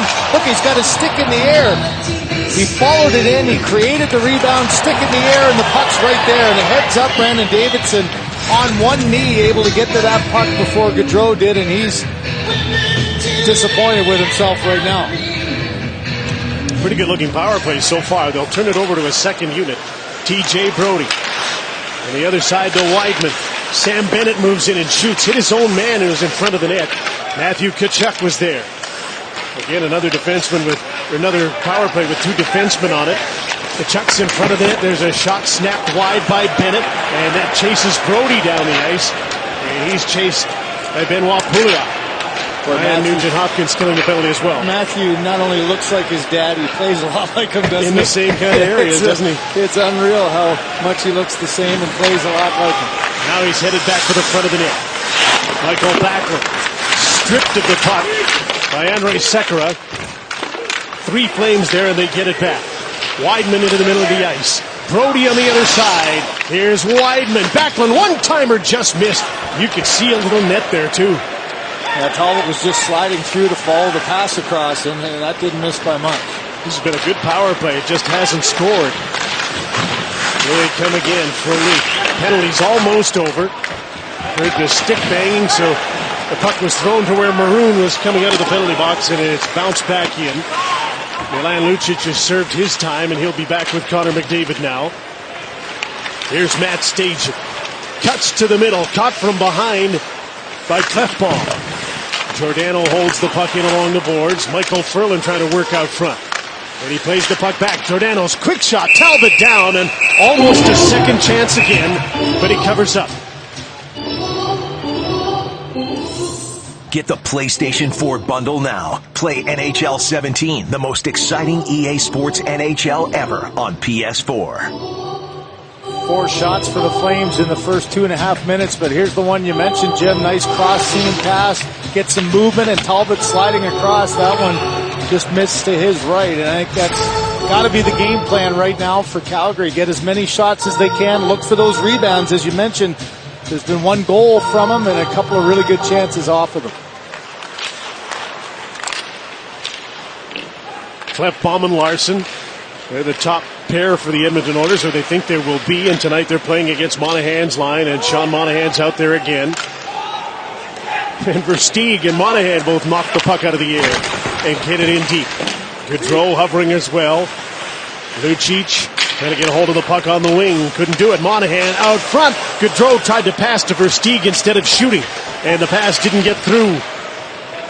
These two lines played head-to-head in the first period, and each one just got a shot. Gaudreau fires one. Now he's got his second of this period. And Adam Larson up the boards. Milan Lucic. Line mates are changing, so he gets to center and dumps the puck in. Weidman back the other way. What a pass to Gaudreau. Hits Monahan. He shoots. Talbot got a little piece of that. I think Calgary just about caught Edmonton on the change there with a quick up to Johnny Gaudreau. Well, you see how dangerous Gaudreau is, too, and he just gets lost in those seams and finds a way to get the loose pucks. I think he'd be kicking himself again, though, Jim, of passing up a shot when he had Talbot down and out. They tried to hook the puck to Versteeg. Darnell Nurse, the center with a shoot-in that turns the defenseman Hamilton and Grossman. Nick Grossman under pressure, made the play up the boards. Lance Boma to the on-rushing Matt Stajan. Rink wide, Brouwer with a shot, Talbot with a save. No rebound this time. No training camp, no problem for Johnny Gaudreau. He's been dangerous every time he's on his ice, and he just tried to get to that open area. Monahan knows him so well, almost a no-look pass, a little saucer, that Gaudreau fights himself to get open to the area, and the puck bounced for a split second. As he mentioned, trying to get it tape to Versteeg. Versteeg's a pretty interesting pickup. They get him for under $1 million. He was in Edmonton's training camp on a tryout contract, but he's interesting largely because he can play with guys like Gaudreau and he can go up and down the lineup. Yeah, he's a very versatile guy, Jim, and I think he felt that he might have been in and out of the lineup here in Edmonton. He wasn't going to be guaranteed to play that top six role, and I think he fits nicely in Calgary's lineup. That's probably the end reason why he chose. Ryan Nugent-Hopkins, Benoit Pouliot, Anton Slepyshev. Oiler line out against Brouwer, Tkachuk, and Sam Bennett. Talbot's out to meet the puck. Sekera back to Chris Russell. Slepyshev up the boards, turned back. Nugent-Hopkins made a defensive play. Sekera to center. And Sekera got wiped out by Troy Brouwer. Brouwer will be a good dimension to this Battle of Alberta. He can score a little bit. He can throw his weight around, too. Klefbom got back quickly, so the Oilers are able to start a breakout to center. There's Nicholas Grossman. Dougie Hamilton jumps up and moves the puck. Ferland tried to drop it back. Instead, the Oilers picked it off. Zach Kassian with a shoot hit. Grossman's back. Pitlick's on him. Checked him. And separated from him from the puck. And now Tyler Pitlick has it again. Cycles back to Kassian. Mark Letestu, the center, threw the puck towards the net. Elliott had to get down and make a save. Letestu trying to hold the puck in. Now he's down on the ice, and Hamilton jumps up to center. He'll pass off to Backlund. He's got Ferland with him. Hamilton's up on the play. Backlund tried to finesse that in over the shoulder of Talbot. You could see Calgary's offense coming from the back end again. Twice there, Dougie Hamilton made a play up ice and then followed it. And that one there created yet another rebound, and that's where Calgary gets its offense generated from. Adam Larson to center with the shoot-in. Weidman is back. Lucic is right on him. Here's McDavid in front. Everly is robbed by Elliott. There you saw that line at its best. Lucic with the forecheck. McDavid with the nifty play. And a great shot by Jordan Everly, but a better save on Scotiabank. October 13th, 1979. B.J. McDonald in the slot with a great pass from the great one. Here, a turnover in the slot area there by Grossman. A quick shot by Draisaitl and Maroon. Talk about a great fit since coming to Edmonton. That's his 9th goal in 17 games in an Oiler silk. Television pictures changed a little just bit. Just a wee bit, goals, didn't they? Absolutely. Here's McDavid against Monahan, and McDavid had been talking to his wingers and defensemen for a while before this face-off. Now he's got the puck on his backhand, played it back to the blue line. Calgary penalty coming up. A hook into the hands of McDavid. Goaltender's out for the extra attacker. Here's Everly with a shot deflected just wide. Bouncing puck. McDavid in the corner. Back to the blue line. Sekera. On the other side, Chris Russell plays the puck in deep. Lucic parked in front of the net. Flames can't get the puck, so the penalty can't be called. So extra power play time here. Sekera just wide of the net. And Draisaitl trying to center, couldn't get the puck out front of the penalty is called against Calgary. Well, you could call it hook or it ends up being called hold. But when you lose body position, watch the feet of McDavid. Giordano gets to the outside, loses him quickly there. But those quick steps, 4 quick steps by McDavid is what drew the penalty. I mean, so many times a player will just lean against you and maybe not be as aggressive, and you can get away with that little hook. Instead, the quick firing action of McDavid drew the penalty. This power play is brought to you by BioSteel Sports Nutrition. Drink the pink. So McDavid has to sit down. The second power play unit comes on here, centered by Ryan Nugent-Hopkins. Second power play for Edmonton, 0 for 1 on the night. Leading 3-1, Oscar Klefbom can't hold the line. Frolik, who's an excellent penalty killer, races after the puck. He and Backlund start the penalty kill with England and Brody. Pouliot. Maroon. They can't get through the neutral zone. Backlund picked off the puck. Klefbom is back. Well, the one thing the Flames did well last year is they took some chances. They scored 10 shorthanded goals, so they're not afraid to rush up ice if they get the opportunity. Klefbom. Pouliot. Maroon. Nugent-Hopkins. Klefbom. Nugent-Hopkins looks towards the net. Now he tries to get it through. He wanted that tipped, and Maroon got a piece of it just wide of the net. Pouliot back to the blue line. Klefbom. Nugent-Hopkins fires a shot. Blocked in front. And the puck went left. Elliott was going right. Back to the blue line again. Here's Klefbom. Passes off. Maroon. Side of the net. Nugent-Hopkins out front. Pouliot put it into the net. But the one over top of the glass. You saw the reaction in the crowd. I think the fans thought that one was going in as Pouliot, a tough play to make though. You do a little kick out here and you've got to have a lot of weight on that bottom hand to try to trap it hard enough to get it back the other way. And you could see it just rolled. An excellent saucer pass that just a little too high. It gets the top third of the blade of Pouliot and he's not able to get enough on it. Look at that blade there as he's got a little bit of an upshoot too. And that catapulted that puck up and out of play, which is why the faceoff is outside. 53 seconds left in the penalty to Giordano, and McDavid comes back on here. Got Draisaitl and Lucic with him. Jordan Eberle and Andrei Sekera. And it's Sekera who lugs the puck to center. Monahan killing the penalty, along with Brouwer, who just stole the puck. Toy Brouwer, shorthanded, scores! First as a Flame, shorthanded, it's a one-goal game. Jim, a coach's nightmare. I mean, you draw up power play breakouts, but usually you have to react to where the pressure's coming. Look at the two forwards down low in Eberle and McDavid. But for Leon Draisaitl, the one thing you can't do is a risky backhand pass. If it's not there, you can't try to force it. Eberle gets himself in no man's land, gets beat to the outside. And how about Brouwer? Head up the entire way, a little pump fake there. And Talbot was down early, and Brouwer making an early impact in Calgary. So apparently they're still going to be good shorthanded offensively, even though they had the worst penalty killing unit in the league. But a lot of that had to do with poor goaltending. Talbot with a big save, and Frolik and Backlund just about got another one. Here's Leon Draisaitl. Lucic with a shot that went off a leg and sends Eberle back into the neutral zone, being chased by Frolik. Backlund dumps the puck in deep. That'll just about do it in the penalty to Giordano. That was way too casual for Cam Talbot on that play as well. It just almost ended up in the back of the net again. McDavid, the puck on a string to the net, and he's driven hard into the net. Calgary will be penalized once again.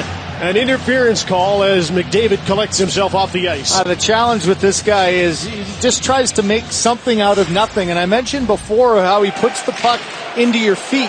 And there, the two reaching defensemen at the very end, that last push by Hamilton, tried to make it look inconspicuous, but into the net at full speed went McDavid and the arm came up.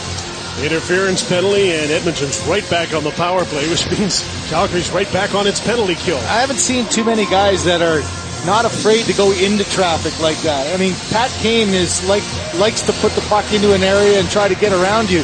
Connor McDavid wants to put your foot on the gas pedal and just go right through you and hope that he can push the puck through and make something happen.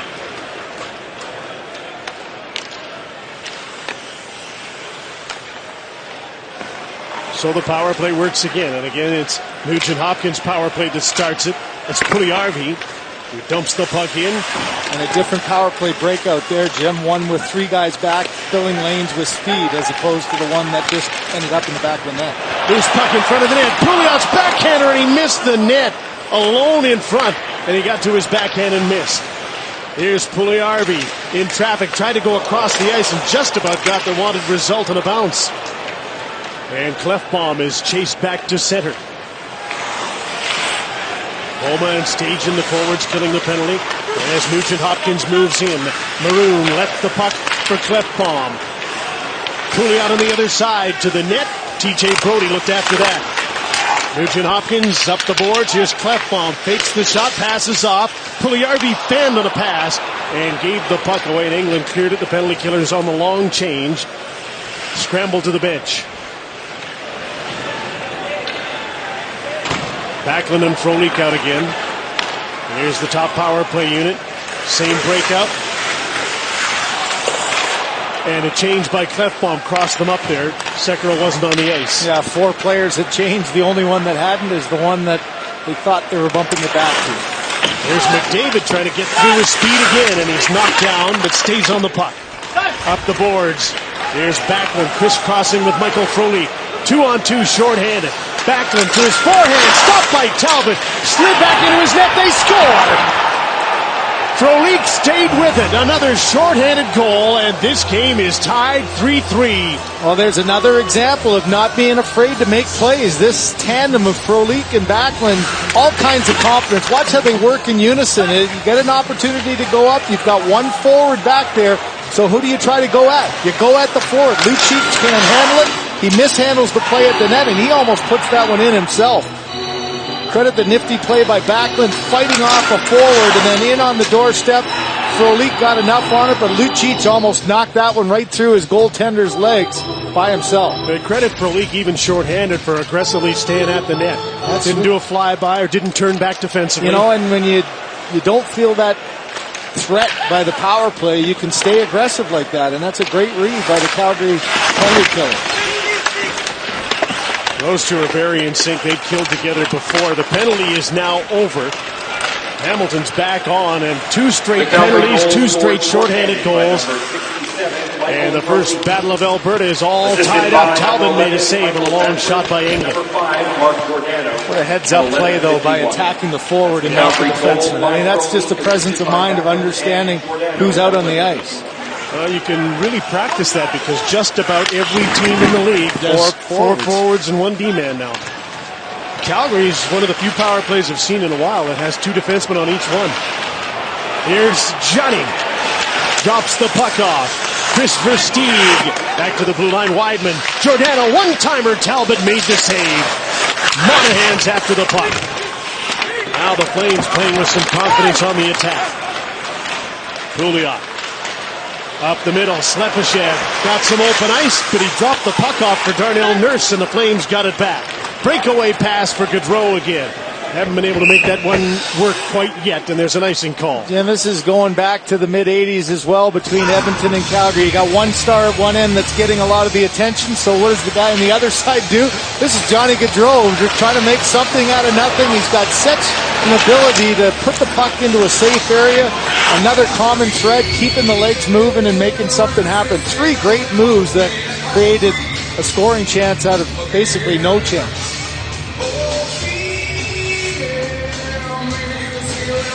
McDavid against Monahan again. And McDavid won the face-off. Russell faked the shot. Sekera takes the shot. Elliott got a piece of it. McDavid scores!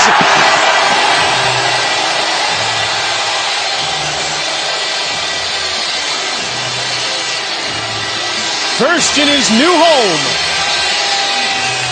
For Connor McDavid, and the Oilers have the lead again. I can't help but think if this isn't a new head coach with a new goaltender that you traded for, that you don't make a change. This is just a slow reaction by Elliott. Watch, he doesn't get there in time, fights it through, and a heads-up play by McDavid. You know that you've got a goaltender searching for the puck, so don't try to overhandle it. Just throw it towards the net, and it finds a hole like so many great players. Not maybe even the shot that he wanted, Jim, but it ends up finding a hole through the goaltender's pads. You pointed it out in the first period. Very lively boards in here. And this morning the players were practicing shooting wide. I'm not sure that that was an intentional wide shot, but it was a lively board that created the goal. Well, I could tell you, Elliott, if that was in Joe Louis Arena, he would have been ready quicker because he knows it, and he knows that it's a lively board. This is his first time in this building. Sekera and Russell get assists on the McDavid goal. Russell's got a pair in his first game as an Oiler. And And there's an icing call against Calgary, and so the scoring has started again in the second period as they go each direction. And you go back to the icing, Jim, and it was the end of a long shift for the Monahan line, and after all the good chances that we showed, they get an icing call. McDavid wins the draw. They go side to side, and that's just taking advantage of maybe a little bit of a tired group. Sekera came deep so that he gave himself some time on the other side, and as you said, Russell D to D, and then all of a sudden throw it at the net and good things happen. Here's Milan Lucic trying to find McDavid, cut off by Derek Englund. I think Todd McClellan here pushing this line a little bit more too. They had a lull, they got Calgary back in the game, and he's going with his top line as much as he can in this stretch. One of the few times they haven't played against the Monahan line. It was just on there, so he came right back. A quick rest for McDavid's group, and they're back out there. Jordan Eberle, here's McDavid trying to strike quickly again from behind the net.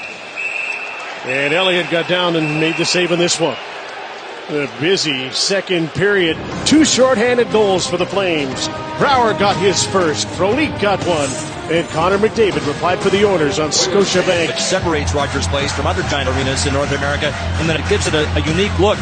The city's history is reflected in Ford Hall in many ways, not the least of which is a 14-meter diameter mosaic set in the floor, the creation of renowned Alberta First Nations artist Alex Janvier. 34,000 square feet of space will make Ford Hall a unique Edmonton gathering spot, Jim. Quite a gathering spot tonight. 19,000 in here for the first game at Rogers Place, and the Oilers trying to push it a little bit offensively here. Nugent Hopkins takes a shot. They put Zach Kassian up in this line instead of Slepyshev.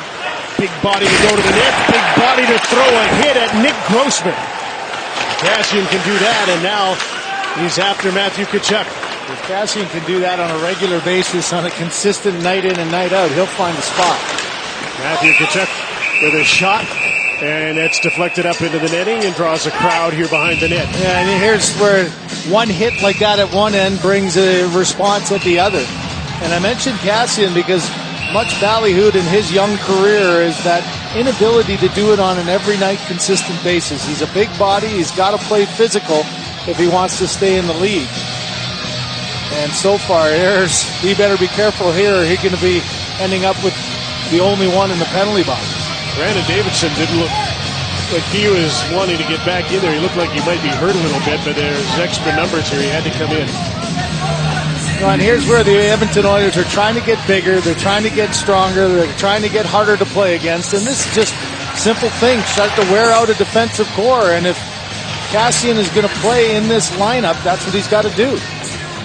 And credit the Flames at the other end. When you absorb that hit, you go down and you try to create some havoc at the other end. Looks like they'll be offsetting penalties to the two least tough guys on the ice end up. Sam Bennett and Benoit Pouliot. Yeah, you wouldn't have picked that out of the file, would you? The bigger guys, Englund and Hamilton and Kassian, are all standing at the bench, no penalties. So, job well done, I guess.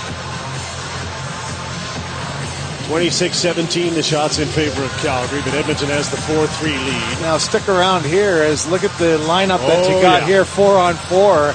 McDavid and Nugent Hopkins come on together. It's almost like the coaches look at each other and go, why not give them a good show? And coaching like it's Team North America. Absolutely, I don't mind that at all. Go head to head. Johnny Gaudreau and Sean Monahan on the ice for Calgary. Cleft bomb. Nugent Hopkins got by Gaudreau. McDavid's over on his right. 1-on-3. Nugent Hopkins couldn't get through, and Gaudreau lost control of the puck. McDavid's got it back. Cleft bomb. Rink wide pass didn't get to McDavid. Gaudreau pounces and heads the other way. What a play made. Hook from behind. Passes off. No penalty call. Here's McDavid. Wideman is back. McDavid to the net. Poke check by Elliott. Penalty shot. Hook from behind. He got a chance, but Elliott poked it away, and Connor McDavid gets a penalty shot. Oh, if I'm on the Flames bench right now, you can see they're looking up. They felt there should have been a penalty, and rightly so here. We got a couple of hooks and a hold there by Larson. No arm goes up. Quickly back the other way comes McDavid, and haven't seen much of that. What a huge swing this could be in terms of this game. No call at one end and a penalty shot at the other. He's got 2 points tonight, a goal and an assist. Here's Connor McDavid on a penalty shot.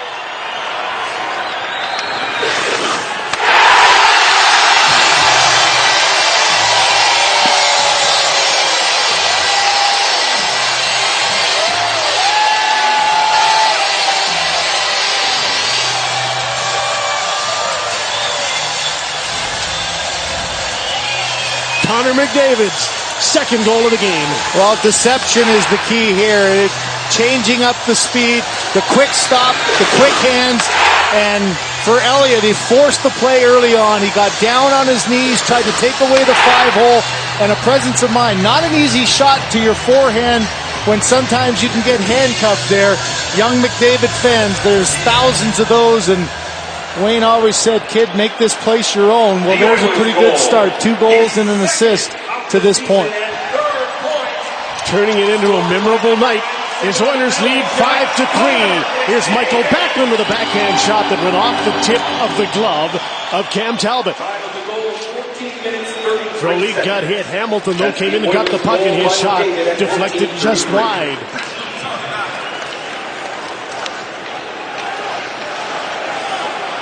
Still 4-on-4 as Brody moves the puck ahead.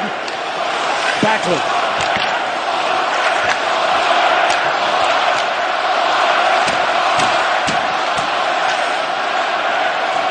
Probably going to hear that chant quite often in here. Milan Lucic, cross-ice pass. Leon Draisaitl couldn't get a good shot away. There's another penalty in front of the net. Sekera was hooked down. Dougie Hamilton gets another penalty. Might have saved a goal. But he's headed off, and it'll be 4-on-3 for Edmonton on a power play. Connor McDavid is making himself at home at Rogers Place. Advertised, making things happen, using his speed, using his agility, and on a night when Austin Matthews gets 4 in his first game, you don't think that sitting in the room maybe watching a little bit of that was number 97, and at this point, 2 goals and an assist as the top performer at this point. And now what an opportunity on a 4-on-3 power play for 28 seconds. And he's out with Lucic and Eberle and Oscar Klefbom battling to win the draw, and he got it. That was essential with only a half a minute to go on the 4-on-3, and McDavid has the puck. Eberle down low. Here comes Klefbom, leans into one, and Mark Giordano got a stick on that and deflected the puck out of play. Well, right now it's dig-in time if you're the Calgary Flames. You got to stop the bleeding and try to turn the momentum. And you think of earlier in this period, it's their penalty killing that did it. That one had a chance maybe to Elliott was screened in front by the 2 big bodies, and a nice stick there got a piece of that one to deflect it out. McDavid's been battling hard to win draws in tight like that, and he kicked the puck back again. And so the Oilers have possession. Late in the 4-on-3, Klefbom. On the other side, McDavid again sizes things up. Lucic in front of the net. Try to pass over to Eberle, and the puck's intercepted and cleared. Pouliot and Bennett are back on. It's a 5-on-4 power play for a minute and a half now. Oscar Klefbom delivers to Eberle, who shoots the puck in for Lucic to go after.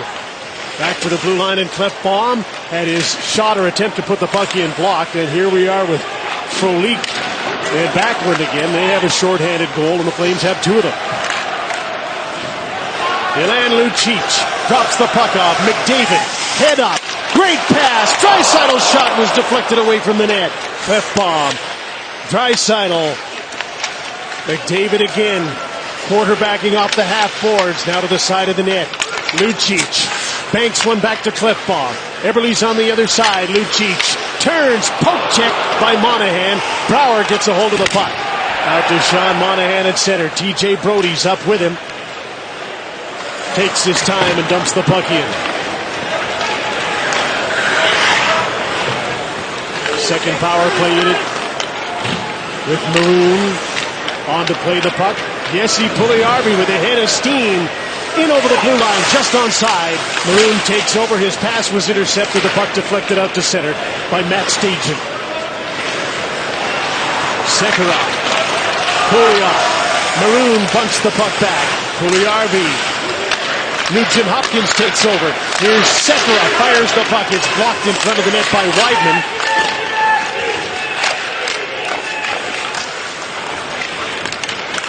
Back to 5-on-5. Stajan trying to break loose, got away from Sekera. Sekera's going to get a penalty. Reaching with his stick with one hand on it. And now it's Calgary's turn. They've successfully killed the penalty, and they go to the power play trying to close the gap to 1. One of those fundamental plays. You got to get the puck deep, and instead of making sure it gets through, a quick slapper there by Sekera and a heads-up play. Stajan just keeps his legs moving, gets inside position, and forces that penalty. And now you let your top players try to get this game back for the Flames. And they're all fresh. Yep, because they've just been killing penalties. penalties. So Gaudreau, Monahan, Brouwer come on together here. And 2 defensemen, Giordano and Dougie Hamilton. They tried that down low play a lot in their first couple of power plays that tried to go cross seam around the net. They got 51 goals from defensemen last season. A couple of pretty good shots on there now. Giordano, Cassian's all over, and they're missing a couple of good penalty killers in Edmonton right now. Henriks is hurt. Pakarinen's hurt. Cassian gets some penalty killing time here with Mark Letestu, a regular on their penalty kill. You go back to the World Cup, Jim, and Todd McClellan had Ryan Nugent-Hopkins on the North American team killing a lot of penalties. Well, here he's got McDavid going.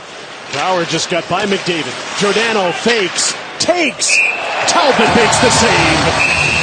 There's that presence from the blue line you mentioned, and Giordano faking, trying to find the seam. You know on penalty killing that you're going to get a block shot, and so a heads-up play, puck retrieval, getting it to the high man. But part of the reason why I think the shot was, look at, there was nobody in front. I think Giordano was waiting to see if one of his teammates get into the eyes of Cam Talbot, and instead Talbot able to pick that one out of the crowd.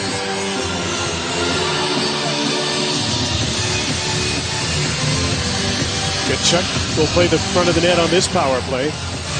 Sam Bennett on here with Michael Backlund. Brody and Weidman, the defensive pair. McDavid killed a bit last year in the second half when he came back from injury. Calgary wins the draw. Weidman takes a shot up high. Look out. Matthew Tkachuk saw his life flash before his eyes as Weidman hit that head high. Tim, you mentioned McClellan now going with McDavid, and this, you heard Wayne Gretzky and Mark Messier talk about Glenn Sather and the way he handled them. When you look down the bench and you got your superstar going on a night when you've got the past in the building here, I think that is the kind of carrot that you give a player like that and say, hey, I believe in you. And Glenn Sather did it with Wayne Gretzky and the key players there, and I think it's important for McClellan to hand that a bit to his top. Now, the argument to that would be that you can get hurt, as Ryan Nugent-Hopkins, who's on right now, did for a long while last year, blocking a shot on a penalty kill. Pouliot. Nugent-Hopkins was out front, pass didn't get there. Good aggressive penalty killing here for Nugent-Hopkins and Pouliot, and Nugent-Hopkins stole the puck, just about beat Elliott. There's the plus side of it there, though, the skill and tenacity. And I think you almost have an unwritten rule, Jim, that, okay, maybe you're not going to block nearly the same as Matt Hendricks will if you're playing as McDavid or Nugent-Hopkins. Here's TJ Brody, settles the puck down, his pass, great stick by Clefbaum. Or Sam Bennett might have had a great chance. And here's the steady stream of offense. We've seen it from the Flames, scoring 2 shorthanders, and here now Ryan Nugent-Hopkins getting in quickly. Nifty play on Brody, and that's one where you got to sense that pressure. When you're on the power play, you don't think so much the guys are going to attack you. And Brody, I thought, just took a second and a half longer than normal, and a heads-up play by Nugent-Hopkins to pressure. Nugent-Hopkins stood out at the World Cup for his defensive play. Johnny Gaudreau's on the ice again. Hamilton kicks the puck in along the boards. Brouwer to Monahan. Around for Gaudreau, and he has to reach for it, couldn't get it. Giordano trying to hold the puck in, and he did for a moment. Cassian with Letestu banks the puck down the ice. Elliott plays the puck for Giordano. Last half minute of the second period and the dying seconds of the penalty to Andrei Sekera. And McDavid again on a penalty kill, sends the puck down the ice. And now he'll have just less than 20 seconds for a 5-on-5 shift at the end of the period. 2 shots for Calgary on that failed power play. Brouwer shoots the puck in. There's an offside call against Calgary with 9 seconds left in the second. You look at this period and you say, okay, good for Calgary to come out after being down by 2. They get the 2 shorties, tie things up. But in years past, you look at Edmonton and that might have made them wilt, and that might have been the end of their game. And instead, it's been a quick turnaround. They took advantage of a pretty favorable call, and McDavid has given that 2-goal lead right back. Yeah, when they go in and look closer at the video in the second intermission, they're not going to be very happy about the one that wasn't called. And then the call that McDavid got for the penalty shot. An entertaining night in the first game at Rogers Place on Scotiabank Wednesday night hockey. Oilers by 2 through 2. Here's Darren Millard. Now, let's bring in John Shannon from Rogers Place tonight. And this is a man that loves the art of the deal, and that's part of the reason, John, why that building exists right now. But he also really enjoys the game. No question about it. This guy is a lover of hockey. He already admitted that he could be the #1 fan of the Edmonton Oilers. And the next key part for him is being able to surround himself in the Oilers organization with high-profile hockey people he respects and he trusts. I can't imagine the pride you would take in knowing that you have changed the face of downtown Edmonton. Yeah, I don't really sit back and think about, that. There's a lot of people aside from me who are responsible for the success of this project. And a lot of people have worked awfully hard and pulled together to make it happen. And it's really great for everybody to see, the success of the project. And, that's what inspires me more than anything. You've been able to, with OEG, to create for the Oilers a pretty strong management team. Yep. Nicholson, Chiarelli, McClellan. What does that mean? Well, it starts with Bob Nicholson. I don't think people appreciate how far the organization's come on the business and the hockey side in a very short period of time. And that is because of Bob. But it would have never happened without Kevin Lowe. You and Kevin have been great friends for many years. Yep. Kevin took a lot of criticism in your market. Fairly or unfairly? Probably both. This is a business. If you don't win, fans expect a lot and they deserve a lot. And it's not easy. And if you don't win, you have to take responsibility. And, he maybe didn't have the room under the cap or this or that. But, ultimately, you shouldn't be in the game unless you're prepared to win, unless you're going to win. And the guy at the top has to be accountable. And I think it was very difficult for Kevin. And, Bob Nicholson's an operator. Kevin Lowe recognized that. He's an operator not only on the hockey side, but on the business side. And he's a team builder. And he motivates people. And we would not be where we are today without Bob Nicholson. But, Kevin actually came to me and said, Bob Nicholson's the guy that you need to bring into this organization. In spite of himself. That was, I'll tell you that's why Kevin Lowe's won 6 Stanley Cups, because he's a team player. I talked to a few people that have worked for you, and they talk about you, in a nice way. Oh, actually, bosses don't normally get compliments, but they talked about inspiration. So who inspires you? It's comes from inside. It's the way you are, and you have to inspire yourself and push yourself and drive yourself. And life's short. It's over in the blink of an eye. And you should do things that challenge you and challenge everybody around you, or else what's the point? You know, this was a challenge that nobody, when I say challenge, you know, buying the team because we needed a new arena and we needed to redevelop downtown. Nobody wanted to do it. Nobody believed it could be done. Well, I think in a way, that's what gave me the inspiration to do it, to prove everybody wrong. I had a lot of people tell me I was crazy, but what do you think now? That probably inspired me more. So, what do I think now? I'm very proud that not just for me, but for everybody who had a part in bringing this to life, and I can see the pride on their faces. You know, when they walk into that building, when they see what we're building around it, and that you know, gives me more satisfaction than anything else. That was part 2 with Daryl Cates. Both segments available on Sportsnet.ca. Connor McDavid didn't score the first at Rogers Place, but he has the last 2, and Edmonton leads by a pair on Scotiabank Wednesday Night Hockey.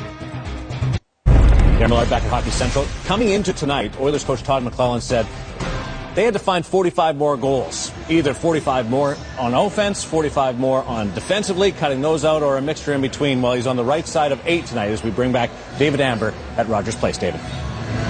All right, thanks so much. John Shannon, Louis DeBrusk, Mark Spector.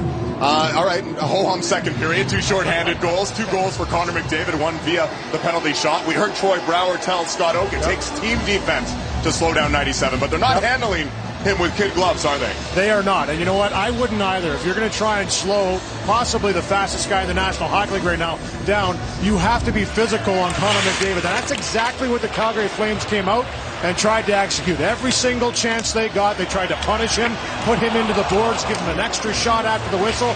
This is exactly what they're going to have to do. But it was big Milan Lucic brought in for this reason that got things turned around in that department. Okay, but it's a different world now, Lou. I didn't mind the Giordano hit. I didn't mind the Englund hit. I didn't like the Hamilton hit one bit. It was late and it was a little bit cheap. I'm okay with that kind of hockey once in a while, but I'm just saying, if I'm the Oilers, I don't like it. You can't fight a guy every time he hits your star. It's 2016. We don't play the game that way anymore. So here's how you stop from people hitting Connor McDavid. You got to have him score a goal, but more so, the Oilers' power play has to make you pay. You got to know, John Shannon, that when you put the Oilers to power play, they're going to bury you. They haven't done it yet tonight. Well, I'll tell you what, you put the Oilers on the power play, they better start burying people. They haven't done that so far. McDavid's speed really caused the penalty shot. For me, though, what the Flames have done properly is this aggressive penalty kill. Monahan forcing Draisaitl to the back end, and then Brouwer scoring. And then the other set, the 2 Mikes, Backlund and Frolik doing their job, setting up the second shorthanded goal. Glenn Gulleton wants his defense to be active. He wants his penalty kill to be much more proactive. And that's why Edmonton only has 1 shot on the power play, and the Flames have 5 shorthanded, including 2 goals. That's a positive for Calgary in this game, and that's why this game is far from done. We're seeing the superstars step up between Austin Matthews, Connor McDavid. What about Johnny Gaudreau? Maybe something for him in the third period? Well, I would think so, because I'll tell you, McDavid and Gaudreau both left the dressing room knowing that out east, Austin Matthews has scored 4 times. They want to put a show on here as well. Johnny started to get things going that second period. You heard Craig Simpson talk about him starting to separate, starting to carry the puck. I expect a little bit more than that in the third period, looking for him to be more individual. Told us this morning the one thing he liked about Gaudreau's game at the World Cup was his ability to anticipate getting out of the zone. We haven't seen that yet. When the Flames control the puck, where will Gaudreau be? Will he be in the neutral zone, ready to get the pass? They've tried a couple times. Absolutely. We can tell you Connor McDavid leads all forwards, 15-plus minutes of ice time. No Oilers ever had a hat trick, though, in a season opener. Surprising stuff. That could change tonight. Jim Houston, Craig Simpson, Scott Oak with your third period action. Gentlemen. Well, Calgary, just like the first period, can't be too upset with the way they played. 20-9 with the shots in Calgary's favor in the second period, but each team got 2 goals. So let's see what they've got here for the third. Watched all those exhibition games and saw that the NHL was a 2-1 league again. What's happened to it tonight? Yeah, it's wide open here. A little bit of a throwback one. McDavid, Lucic, and Eberle. And on the attack out against Sean Monahan's line again, and Johnny Gaudreau is there. The Oilers have the puck. Oscar Klefbom wide of the net, wanted a bounce. Got one to Milan Lucic. Threw the puck to the front of the net off a skate. Eberle fires. And Brian Elliott makes the save. Oh, the one guy at the end of the second period who had the big chance was Eberle, and he was looking skyward then as he was robbed by Elliott. But Lucic trying to get it in down to Connor McDavid, and it actually pops out. And for Elliott, important to just get the face off and settle down. Little talk here, Glenn Gulletson doesn't like the fact that Todd McClellan got a really late change in his opinion, and he really felt that the arm was already up, and McClellan maybe shouldn't have got that change. Monahan's still on there with his line, and Ryan Nugent-Hopkins and his group come on. They've got Cassian with them now. That happened late in the second period. Cassian get a chance to move up the lineup. Nugent-Hopkins. Pouliot is there as well. He's down low and takes the pass. There's a big collision. There's going to be a penalty here. And I'm not sure who's going to get it, but there's a big collision. It's going to be Weidman on interference as he read a little bit of a cycle play down low as Sekera jumped in. And you can see Nugent-Hopkins coming up high, Sekera jumping in. Here's the trade-off. To his credit, though, I think Sekera is not hurt on the play, but that's one that Weidman just late reacting. His first responsibility was to go after Nugent-Hopkins, and when he came off, he didn't see Sekera to the last minute. No, not in enough time to get out of the way, so he gets the penalty. Oilers get a fourth power play. 0 for tonight with one shot and 2 shorthanded goals against. Puck didn't hit the ice there, and that's why the whistle went. McDavid, Lucic, Eberle. You get a sense of Backlund really wanted to bear down here and make sure he wins the draw to get some pressure off. 2 shorthanded goals against. Third period with the lead. It's Larson and Klefbom. Makes sense, back on the power play now, not a fourth forward. Yeah, Lucic didn't look all that comfortable back there when Backlund beat him. McDavid. Got the puck back from Eberle.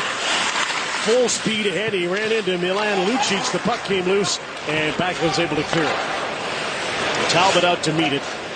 Neither of these defensemen are noted for their offense, but they're just making sure that there's not another shorthanded goalie right now. And Larson is turned back. Here's Lance Boma. One of only 2 Flames that didn't have a shot on goal after 2 periods, and that one was deflected out of play as we bring in Scott Hoke. All right, Jim, a bit of housekeeping. The Oilers will finish the game a defenseman short as Brandon Davidson is not returning to the game. The guess is his injury occurred on this collision with Matthew Tkachuk behind the net. Not sure what the extent of the injury is, but again, a guess would be upper body. He was really slow to get up. He didn't want to engage in any scrap or any of the wrestling that was going on there. Clearly shaken up. Already the Oilers are running into some injury problems, and the season is not even a night old yet. With that comes opportunity, and we saw Pitlick score early when he's in the lineup because of some of those injuries. Puljujarvi getting a chance, probably would have been on the roster, Jim, but might not have been in the opening lineup. This time in the second power play unit, Russell and Sekera. And 3 forwards. Sam Bennett stops up, cross ice. Brouwer couldn't shoot. Russell stepped up and checked him. And here's Nugent-Hopkins with some speed. Turns England. And Giordano got a hold of the puck and cleared it down the ice in the last half minute of this penalty to Dennis Weidman. It's almost like the Oilers trying to kill off the 2 minutes, isn't it? Like, with both defensemen, as you mentioned, they didn't even jump up and make an attempt to join the rush on that last entry. Just making sure nobody got behind them. Interesting to see the way they play 5-on-5 the rest of this period. They're just going to try and defend and hold on to a 5-3 lead and keep the pedal to the metal. I think that's the next step in growth for this team, is that ability to play the same way when you're trying to protect that lead. Keep the energy going. Don't nurse it away. Put it away. Calgary was plus 27 in the third last year. They've had, in the last 2 years, quite a propensity to coming back in the third period. So Gaudreau is on the ice with Monahan. Up the boards, Cassian's there. Puljujärvi and Draisaitl. Dougie Hamilton. Checked by Cassian. Puljujärvi went off the boards and took a shot that missed the net. Darnell Nurse shovels the puck in. Adam Larson double shifting with him. Up the middle, Sean Monahan. McDavid chasing. Clefbaum is back. Nurse. Long pass by Lucic to center. Here's McDavid. Cuts into the net. Stopped by Elliott. Rebound. What a play by Wideman. He lifted Eberle's stick and prevented a goal. And there's an icing call against Calgary. Well, we've talked about Connor's speed the entire game, and just a little stutter step. You have to respect him beating into the outside. Watch what this stutter step right there does on Giordano as he loses him for a split second, but Wideman comes back and saves a goal. Elliott can't find the rebound. Wideman battling hard, and he's able to lift the stick of Eberle and not allow him to get into the empty net. What a display of speed with the puck and absolutely fearless cut to the net. Just before the blue line, he made it look like he might cut back for a split second. And, you know, for Giordano, he's got to respect that. And that's what opened up the lane to go to the net hard. Now he won the faceoff. Lucic got the puck. Centering pass is in the air. Clefbaum couldn't knock it down. Chris Russell, noted for his shot blocking, has a couple of points in this one. Bouncing puck, got away from Clefbaum. Ferland tried to cut in, couldn't take the puck with him. And Russell gets a hand for a good defensive play.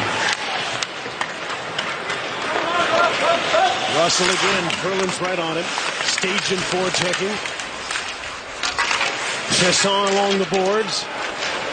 This group hasn't played much because of all the penalties in the game.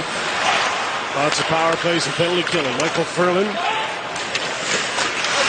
Alex Chesson cuts into his forehand, couldn't get the shot. Slepyshev. He's another one who hasn't played an awful lot because of all the special teams. TJ Brody is back. Derek England. Pitlick watches him. Tip through. Here's TJ Brody. Jumps up. Shoots. Just wide of the net. Calvin might have got a little piece of that to force it wide.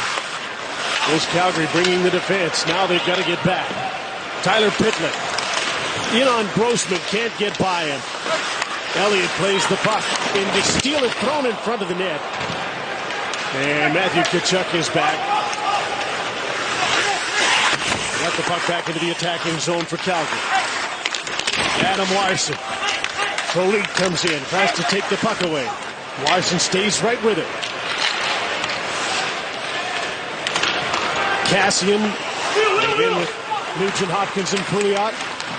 Dougie Hamilton back through the puck up the middle. And that'll turn Adam Larson. Here comes Boma.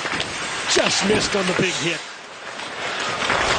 Nugent Hopkins, he just got away from what would have been a big hit, and Hamilton kicked to the puck, and he kicked it over the boards.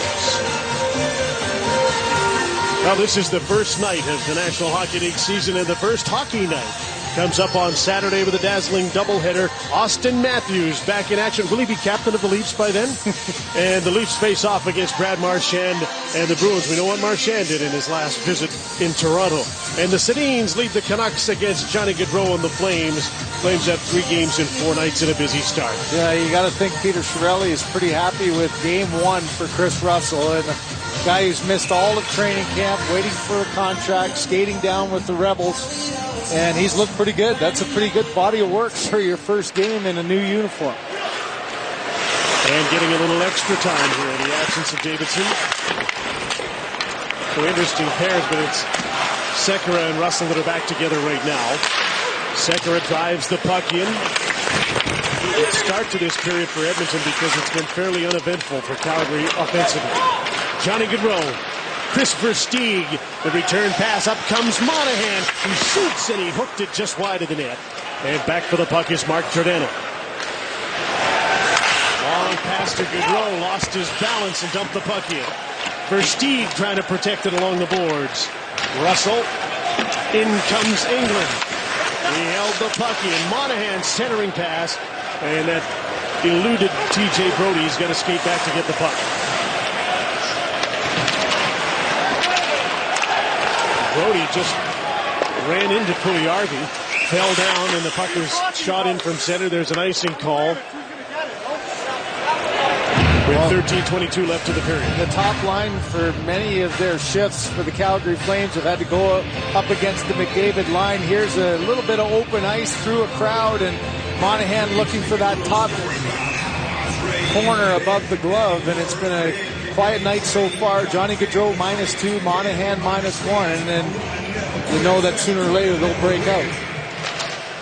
Monahan missed most of camp, played one exhibition game, missed the World Cup, so maybe he's not quite up to speed. Here's Ferland with his shot, and that destroyed his stick, and the puck's out of play. Still a 5-3 lead for the Edmonton Oilers in the first night in their new home on Scotiabank. Wednesday night hockey on Sport. Wall built from puck stored for a long time in Glen Sather's garage in Banff, and it's in this room that Todd McClellan will conduct his pre- and post-game press conferences, surrounded by a standard that no NHL team can meet in the modern-day league, but that shouldn't stop the Oilers from trying. And there's a couple that's divided in one way, but happily married, I guess, in the other, Jim. And tonight, they're watching as Edmonton has the 5-3 upper hand in this brand new building. Here's Sam Bennett trying to cut for the net. The puck is loose, and it's cleared away from in front of the goal by Patrick Maroon. He scored the first goal in the building. Leon Draisaitl dumps the puck in. Maroon follows him. Barges into the corner after the puck. Draisaitl stole it. He had Mark Letestu with him. Maroon with a backhanded wraparound, and that was stopped, and Matthew Tkachuk breaks out. Sam Bennett's right with it. Tkachuk with the shoot in, trying to beat Clefbaum to the puck, and Darnell Nurse is there as well. Clefbaum pushes the puck to the boards. Draisaitl to center in support. Can't work the puck out along the boards. Frolik is there to keep it in. Sharp angled shot came off Talbot. Clefbaum couldn't clear it. Held in by Nick Grossman. Into the middle of the ice. Hamilton with a shot into traffic. Puck still loose. And Draisaitl got tripped up, and there's another Calgary penalty coming up. The Oilers will get a 5th power play. And the Flames can't believe they'll be shorthanded again as Sam Bennett goes off. Yeah, what a frustrating end to a pretty good shift. One of those shifts that you think maybe we can get some momentum out of this. Bennett reaching for that puck at the last second and gets into the feed area. He does a nice job of getting in front, hunting for the puck there at the last second. And as he falls into Maroon, he knocks his man down. And this is one of those times for the Oilers here, Jim. We mentioned last power play they were easing off the gas pedal a bit. I think you got to put it down. And Todd McClellan goes back with 4 forwards, maybe thinking the same thing. They got 1 shot in 4 power plays.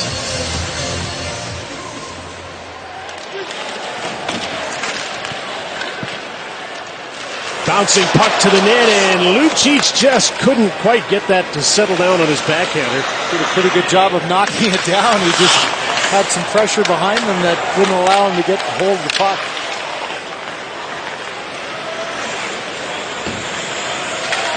The drop back. McDavid lost it in his feet, got it back. Lucic. Frolik came right at him. Long pass across to Draisaitl. McDavid takes over. Draisaitl. Lucic is in front. The pass was intended to McDavid. Lucic, a couple of whacks, and he got hit in the face. And no arm went up. Lucic still down on his knees. Looked to the referee, and then skates to the bench. That's why he went from thinking he had a goal. He was bearing down on that puck, trying to get it past Elliott, and got it right in the bridge of the nose. Concussion spotters will keep an eye on him after he slowly got up and went to the bench.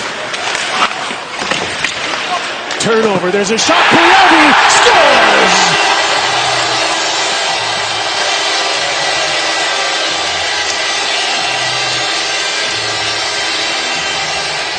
Finally a power play goal, and it's the first NHL marker for Jesse Puljujarvi. I'll watch the quick release here off of yet another turnover. That's been a problem.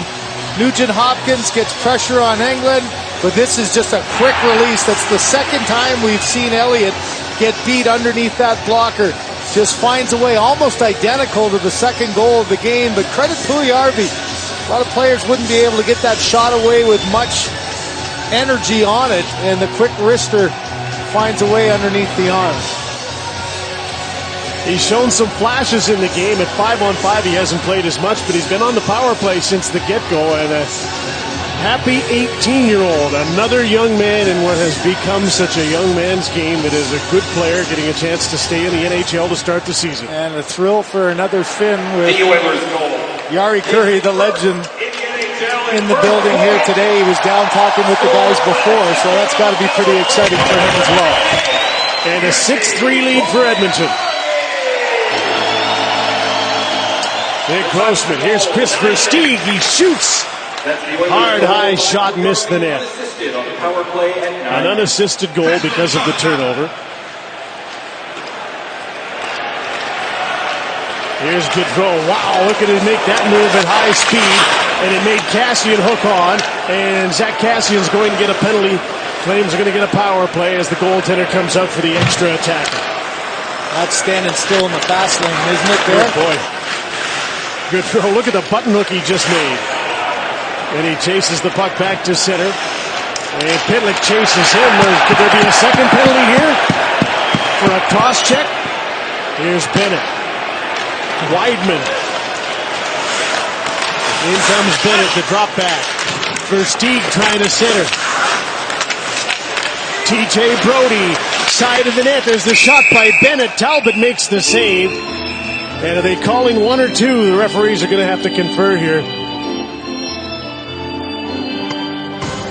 Power play coming up for the Calgary Flames. Down by 3. Great speed by Johnny Gaudreau, and he got taken down here.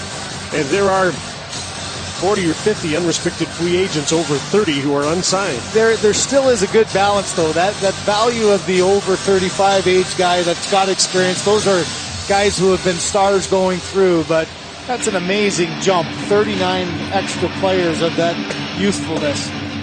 Now that's on the starting it'll weed itself out after the 9-game tryout period where they have to make some tough decisions, but clearly the speed is definitely something that is a factor. And I think lots of teams, Jim, with salary cap issues are realizing they have to go with entry-level contracts to get them into the game. Even if they don't want to. Yep, forced too early. This is a big power play for the Flames. Down 6-3. Johnny Gaudreau into the attacking zone. Threw the puck back, nobody home.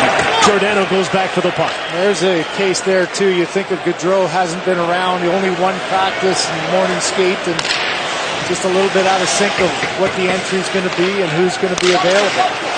Hamilton, great cross-ice pass. Here's Monahan.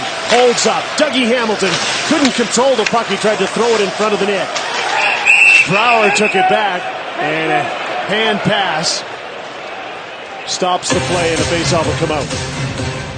Well, there's pressure, and you think for a split second Hamilton was coming in, thought he would get a good chance on goal, and just a bouncing puck. This has been a bit of a frustrating time offensively. You know, you go back to just the 2 short-handed goals by the Flames, but other than that, they haven't been able to generate that constant pressure in the offensive zone. Backlund, Tkachuk, Bennett come out on the power play. TJ Brody and Dennis Weidman. That's Brody with the puck, watched by Nugent Hopkins and Darnell Nurse. Michael Backlund gets some help from Tkachuk. Brody. Bennett spins and deals. Weidman's shot. That was stopped by Talbot, and the rebound cleared quickly by Darnell Nurse. Bennett hustled to the puck and threw it in front. Back to the blue line. One-timer by Weidman. He scores! And the Calgary Flames strike on the power play and close to within 2 at 6-4. Well, what I like about this from Calgary's perspective is they miss a good chance with a pretty nifty play at the net. And right away they go back to puck retrieval. No wasted time. Bennett with the quick backhander, good support pass. 2 ones later, and that one deflected up high. But Talbot clearly, a little bit of a deflection there. He went down off of the Oilers' stick and wasn't able to react quick enough to get a piece of that one. Well, we're talking about all those young players. Weidman, one of the older guy, got the goal, but it was Sam Bennett who had a fantastic shift as a 20-year-old on the power play that made it happen. Jumping on the loose puck with speed, wasn't it? There was difference there. He was pretty determined, wasn't he? And so 5-on-5 again. Calgary's outshot Edmonton 35-24 in the game, but behind by 2. Well, so often when you don't have anyone in front of the net, you might hesitate and wait for the setup, but there's that long-reaching stick, and Talbot looks skyward. He knows he was fooled. He thought that was coming down lower than it did. Brody and Bennett got assists on the Weidman goal, his first of the season. Now you'll really see the Calgary defense jumping up here. You got to create some offense, add that extra man to beat the forwards back into the offensive zone to create a chance. Calgary goal by Weidman, assisted by Brody and Bennett. Long shooting off the glass. Nick Grossman is back and threw the puck to center. Russell and Sekera. Puljujärvi, Maroon, Draisaitl. Into the attacking zone for Edmonton. Chiasson is back, protected the puck from Puljujärvi. Now he's trying to pull away from it. And he gets to center and shoots the puck in. Calgary starts a change. Backlund flies in after the puck. It's passed by him. Puljujärvi just flips it to center. Slepyshev. Back is TJ Brody.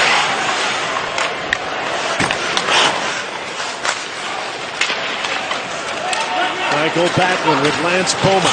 Coming up hard is Frolik, in the pass went between his legs. Backlund's trying to recover. Backlund wanted a penalty there. Letestu's stick rode up into his face, and he turned over his shoulder and gave it to the referee. Yeah, There's a lot of that going on. And the referee gave it back to him. There's Brian Pochmera. Here's Sam Bennett again. Trying to make a move on Sekera. Got the puck to the net, and Talbot turned it away. And here comes Connor McDavid. 2-on-2. Slepyshev is with him. McDavid painted himself into a corner, and Giordano knocked the puck away. Bowman is center, dumps the puck in. It's a delayed offside, so Versteeg turns back. Jordan Eberle. Elliott played the puck just about, gave it away to Milan Lucic. Kachuk made the play back to his defense. Brody, a quick up to Sam Bennett. Eberle's trying to catch him from behind. Just about hooked into his hands, too. And here's Milan Lucic. Trying to get up some speed as he gets in over the blue line, gets the puck deep, and his line mates change, and so will he. Brody smoothly back the other way. Matthew Kachuk drives wide on Chris Russell. Passes off the centering pass. In front is Hamilton. Backhand shot. And Talbot's down and makes the save. Lots of firsts tonight in this brand new building. 18-year-old Jesse Puljujärvi has his first NHL goal. Dennis Sportsnet Brightest Stars contest winners are enjoying a once-in-a-lifetime experience. A picture with Gene Principe earlier today was the highlight of their day, along with watching the game from the Sportsnet Club. And then they met a guy named Gretzky, so you can just forget that picture with Gene Principe. All courtesy of Sportsnet, home of hockey's brightest stars. Jim? Calgary's got its brightest stars on the ice right now, trying to catch up in the game. Monahan control. Instead of Versteeg now, it's Troy Brouwer who's joined them. Out against the McDavid line for Edmonton. Sean Monahan turns it up ice. Hits the defenseman Weidman. He didn't quite hit him on the stick, and that slowed the play up. And back the other way comes McDavid. Lucic trying to give it back. McDavid in deep. Brouwer. Monahan. Giordano jumps up. Gives the puck to Johnny Gaudreau. Cuts into the middle. Backhand shot. Dribble just wide. Thrown back out in front of the net. And there to gobble it up was Lucic. Could be a 2-on-1. Lucic to the net. McDavid to Lucic. Great save by Elliott. Oh, you know they wanted to get Lucic's first goal. Here's Monahan looking for his, and he throws the puck at the net. There's a rebound, and Talbot cleared it away from trouble. TJ Brody is back. Benoit Pouliot right on him. They'll battle for the puck. Maroon and England join the fray. Staging up the boards to Michael Froome. Alex Chiasson. Sekera is back. Great little tip to Maroon from Zach Kassian. Now Kassian trying to get to the net. Grossman trying to keep that play on the outside, and he did a nice job. Draisaitl. Kassian. A time-eating shift for some big Oilers on the ice. Sekera into traffic, just wide of the net. Kassian gets taken into the post. There are some good battles there. He and Grossman were going at it, two big boys, and the net's off. Jim, has Todd McClelland's faith in Connor McDavid and his line and their ability to play a 200-foot game. This is what can happen when you go head against top line against top line. At one end, Gaudreau makes something happen for the Flames, but then quickly, if you miss, it's back the other way. And this is Elliott's maybe second best save, the one on Eberle at the end of the first. And that one there, just a beauty, as Lucic actually made sure he got control of it, got it up, and just couldn't quite put it up over the elbow of Elliott going across. That was an essential save, wasn't it, with 4 minutes left now on a 2-goal game?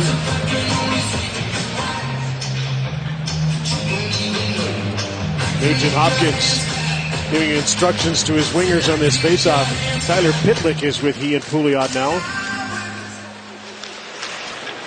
Michael Backlund's been a pretty good flame. He's the one on his knees. Pitlick throws the puck back. Here's Larson, shoots wide of the net. Look at that bounce. Just about got to the front of the net. Boma with an outlet. He's with Backlund and Michael Frolik now. Pitlick trying to get the puck out. Giordano pinched down. Took it away. Couldn't get to his forehand. Frolik, though, came up and got the puck. Boma's in the slot. Weidman from the blue line. Talbot couldn't see that, but the puck went wide of the net. Down the boards came Giordano to hold the puck in once more for Calgary. Boma. Backlund. Frolik's out front. Backlund with his head up, cross ice. Here's Giordano. Gets his shot through. Talbot somehow made a save. Kicked his left leg out with a big screen in front. And the Flames are regrouping in their own zone as they change. Running out of time with 3 minutes to go. Yeah, you wonder if Elliott might follow this puck up the ice. Sooner or later, you have to take some chances, get the goalie out. This line's been pretty good. Might want to go follow them up with this one. Matthew Tkachuk is with Versteeg and Bennett. Versteeg takes a shot that's blocked. Elliott still anchored in the net. Another shot deflected just wide of the net. Gullickson's telling him to look him in the eyes. He's looking down the bench, and Elliott was watching the play, didn't see him. This Russell's back. Oscar Klefbom off the glass and out. Dougie Hamilton back with 2.5 to go. Brody turns up ice. Elliott looks towards the bench. Waits. In comes TJ Brody. Backhand shot. Talbot with the save. Rebounds taken by Draisaitl. Thrown up the boards. Here's Maroon. One man back. Slips by Hamilton. And Brody with his great skating got back to help out. Also got out of the way of a big hit. How about this line for Todd McClelland the last two shifts? Draisaitl, Maroon, and Kassian. A bit of a wrecking ball. And yeah, well, you want some size. Wanted to get bigger, and they are on this line. There's Patrick Maroon, turns again. He opened the scoring. Trying to put Calgary away. Elliott steered that aside, but it got a piece of the netting, so play is stopped. 1:50 to go. Introducing Boston Pizza's Halftime Lunch. Get in, get out in no time. New Halftime Lunch at Boston Pizza. Quite a night for Todd McClelland's team in a brand new building where they play 6 games in the month of October. They and Calgary both have a favorable home schedule in the month, and they need to make sure they don't fall the way they did last year. McDavid won the faceoff. Sekera shoots wide of the net again. The puck's on the netting. Lucic got it off. It'll keep away from Milan. Threw the puck to the net off a skate. McDavid tried to set up Eberle. Here's Johnny Gaudreau. Elliott follows him to center. Puck's dumped in. The extra attacker is on with 1.5 to go. In come the Flames. Monahan is there in front of the net. Eberle got the puck, throws it for the open net, and he scores.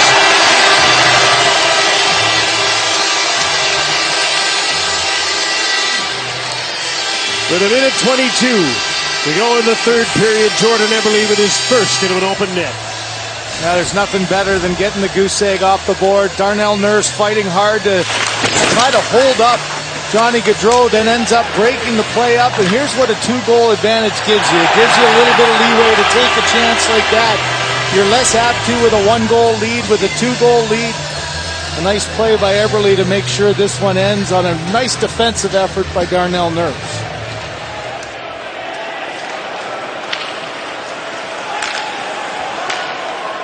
Oct.12 ball.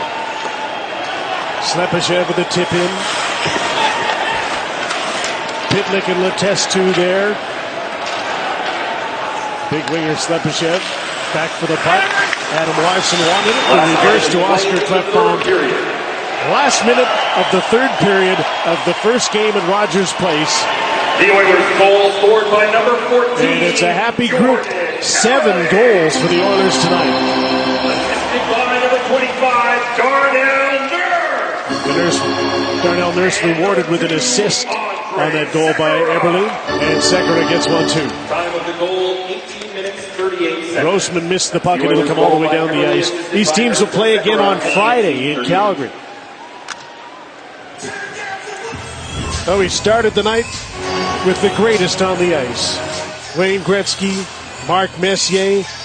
They hand it off to Connor McDavid, and he's had quite a night in his new home. Yeah, one thing that was evident at the end of last year in the farewell to Rexall Place was about building new memories for this organization and team. Wayne Gretzky back in the fold, but it's clear where the future lies. The captain and assistant captain combining for 3 goals on the night, and these fans know what they're going to get. They're going to get some exciting times. There was a tandem there. Gretzky to Curry, none better than that one over the course of 7 or 8 years. And you wonder whether Eberle on that right side can be the same type of winger. Simmer, I look back and I see a line in the 80s of Craig Simpson, Mark Messier, and Glenn Anderson.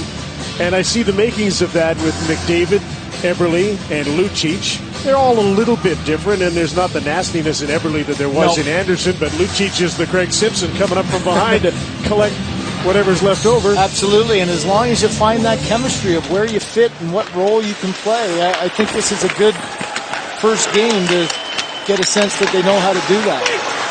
Lucic is as advertised in this game, and I think that goal for Eberle is going to be a good weight off his shoulders to get something positive happening early.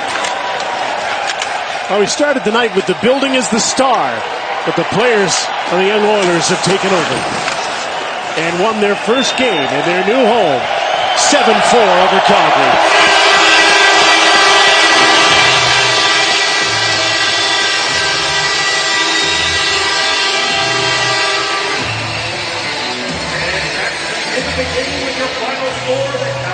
Just one final notice that the Battle of Alberta is on and will continue Friday in Calgary. Stand by for your Bolton Canadian 3 stars of the game. Bolton Canadian, our team, our beer, proud partner. At the end of the game, he looked to get a shot in. Larson battling with Backlund. Kachuk goes after him, and I agree, Jim. That's the great thing about playing a rival 2 days later. It creates a great opportunity for Calgary to bounce back, and for Edmonton, what a great start to this wonderful new building. Let's have a look at the 3 stars of the game, won 7-4 by the Edmonton Oilers. Connor McDavid with a 3-point night. Chris Russell in his first night with the Oilers, a pair of assists, and Michael Backlund had a pair of assists for the Calgary Flames. Great night. Great new building and great new players in the Battle of Alberta. There's some real promise that the battle has been rekindled. Thanks for joining us on Scotiabank Wednesday Night Hockey.